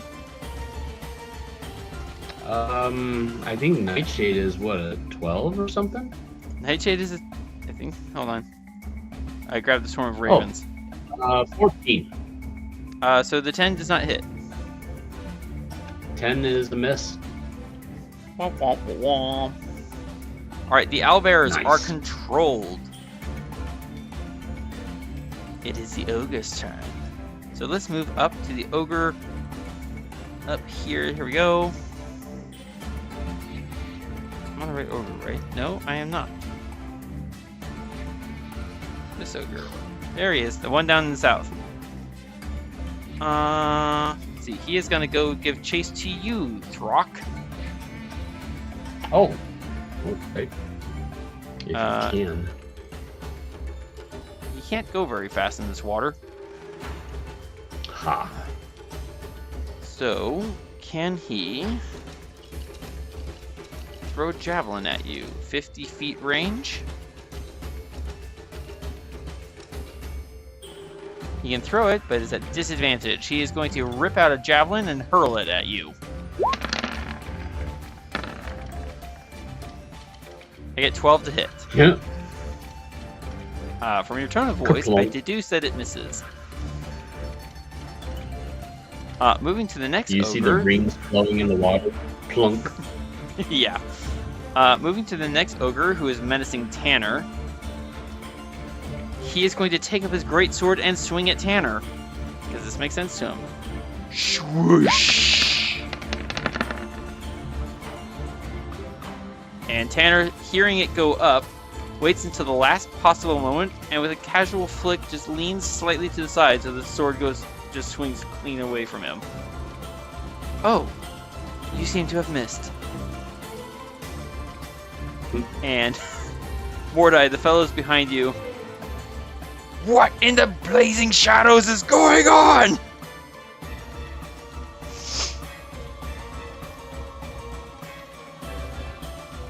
Do you answer them? Oh, I guess it's not your turn, so I guess it doesn't matter. Does he have anything he can do? Not really, no. Okay. They have swords, but they don't seem to have javelins. Alright. Let me see. Ooh, you know what? This guy is going to light a torch. See if he can bring some illuminating aid to this dire circumstances. So there's that. Come on, scroll. Scroll. There we go. Let's do this color for torch. Boom! Brightness! Ah! Mhm. All right. Oh, this fellow up here is going to attack Longstep and then attack Tanner. Once I find the character sheet. There it is. I found it. First attack to Longstep. What was that? What? Oh, I thought you said something. I Longstep said get I. that's going to attack. That's going to hit Longstep. So I'm going to force it away from Longstep to attack me, and my armor class is 20. So thanks to my defensive fighting style, it doesn't hit me. Hooray! Now comes the attack against me. Oh no! Nice. I'm so glad I could make you laugh. 14 is a miss. Haha! Longstep and I both escape entire damage. Nice. Thank you, defensive fighting style. Wow, that's awesome. Okay. Taking an action to dash to here. Marcus, it looks like there are two panthers with tentacles wavering, coming at you, swimming through the dark water. And now the spider. Oops, too far. You can only dash to here. All right. We're in round 4. We're ending round 4. Okay. We are at the end of the round, gentlemen. Starting round 5. We hear from the west the maddened howls of the ever-starving and hungry ghouls. From the south, we hear the heavy trod of enormous feet, the crunch of branch and leaf, the splash of puddles as enormous creatures come with their enormous bellies and even greater appetites. As we come to a close on this portion of the fight, deep in the swamps. I want to thank you both so much for playing, and I hope you had a blast. Oh, I did have a blast. We've even given several blasts, but I'm bumped. Oh yes, the lightning strike. The lightning strike was awesome. All right. Again, I want to thank you both so much for playing and for joining me tonight. Thank you for running the game for us. Yeah. You're welcome. I'm glad that you had fun with it. And for those of you listening and following along at home, we want to say from each of us, thank you so much for joining us, and we hope we'll see you again next time in Land of the Predator. And in the meantime, have a good night. Good night. Thank you, fellow adventurers, for joining us once more. Please comment below to vote on what monsters you want to see Marcus, Mordai, Throk, Tanner, and Roscoe take on next. You can vote for more than one kind at a time. Cambion, Gladiator, Knight, Phase Spider, Troll, Water Elemental, Wight. Let us know if you want to see more combats taking place in the dark of night, in dim twilight, or bright daytime. Shout out and thanks to Hannah for our wonderful character art. If you want to see other examples of Hannah's work, check out her Instagram at HannahWolf224. And if you want to reach out for character art of your own, her email is wildarts22@gmail.com. The music you are listening to is from Tabletop Audio, free music tracks to enhance your gaming experience. And also, it would be remiss of me to not say Happy 4th of July. Congratulations on 250 years, America. Thank you for watching, and we hope we'll see you again next time.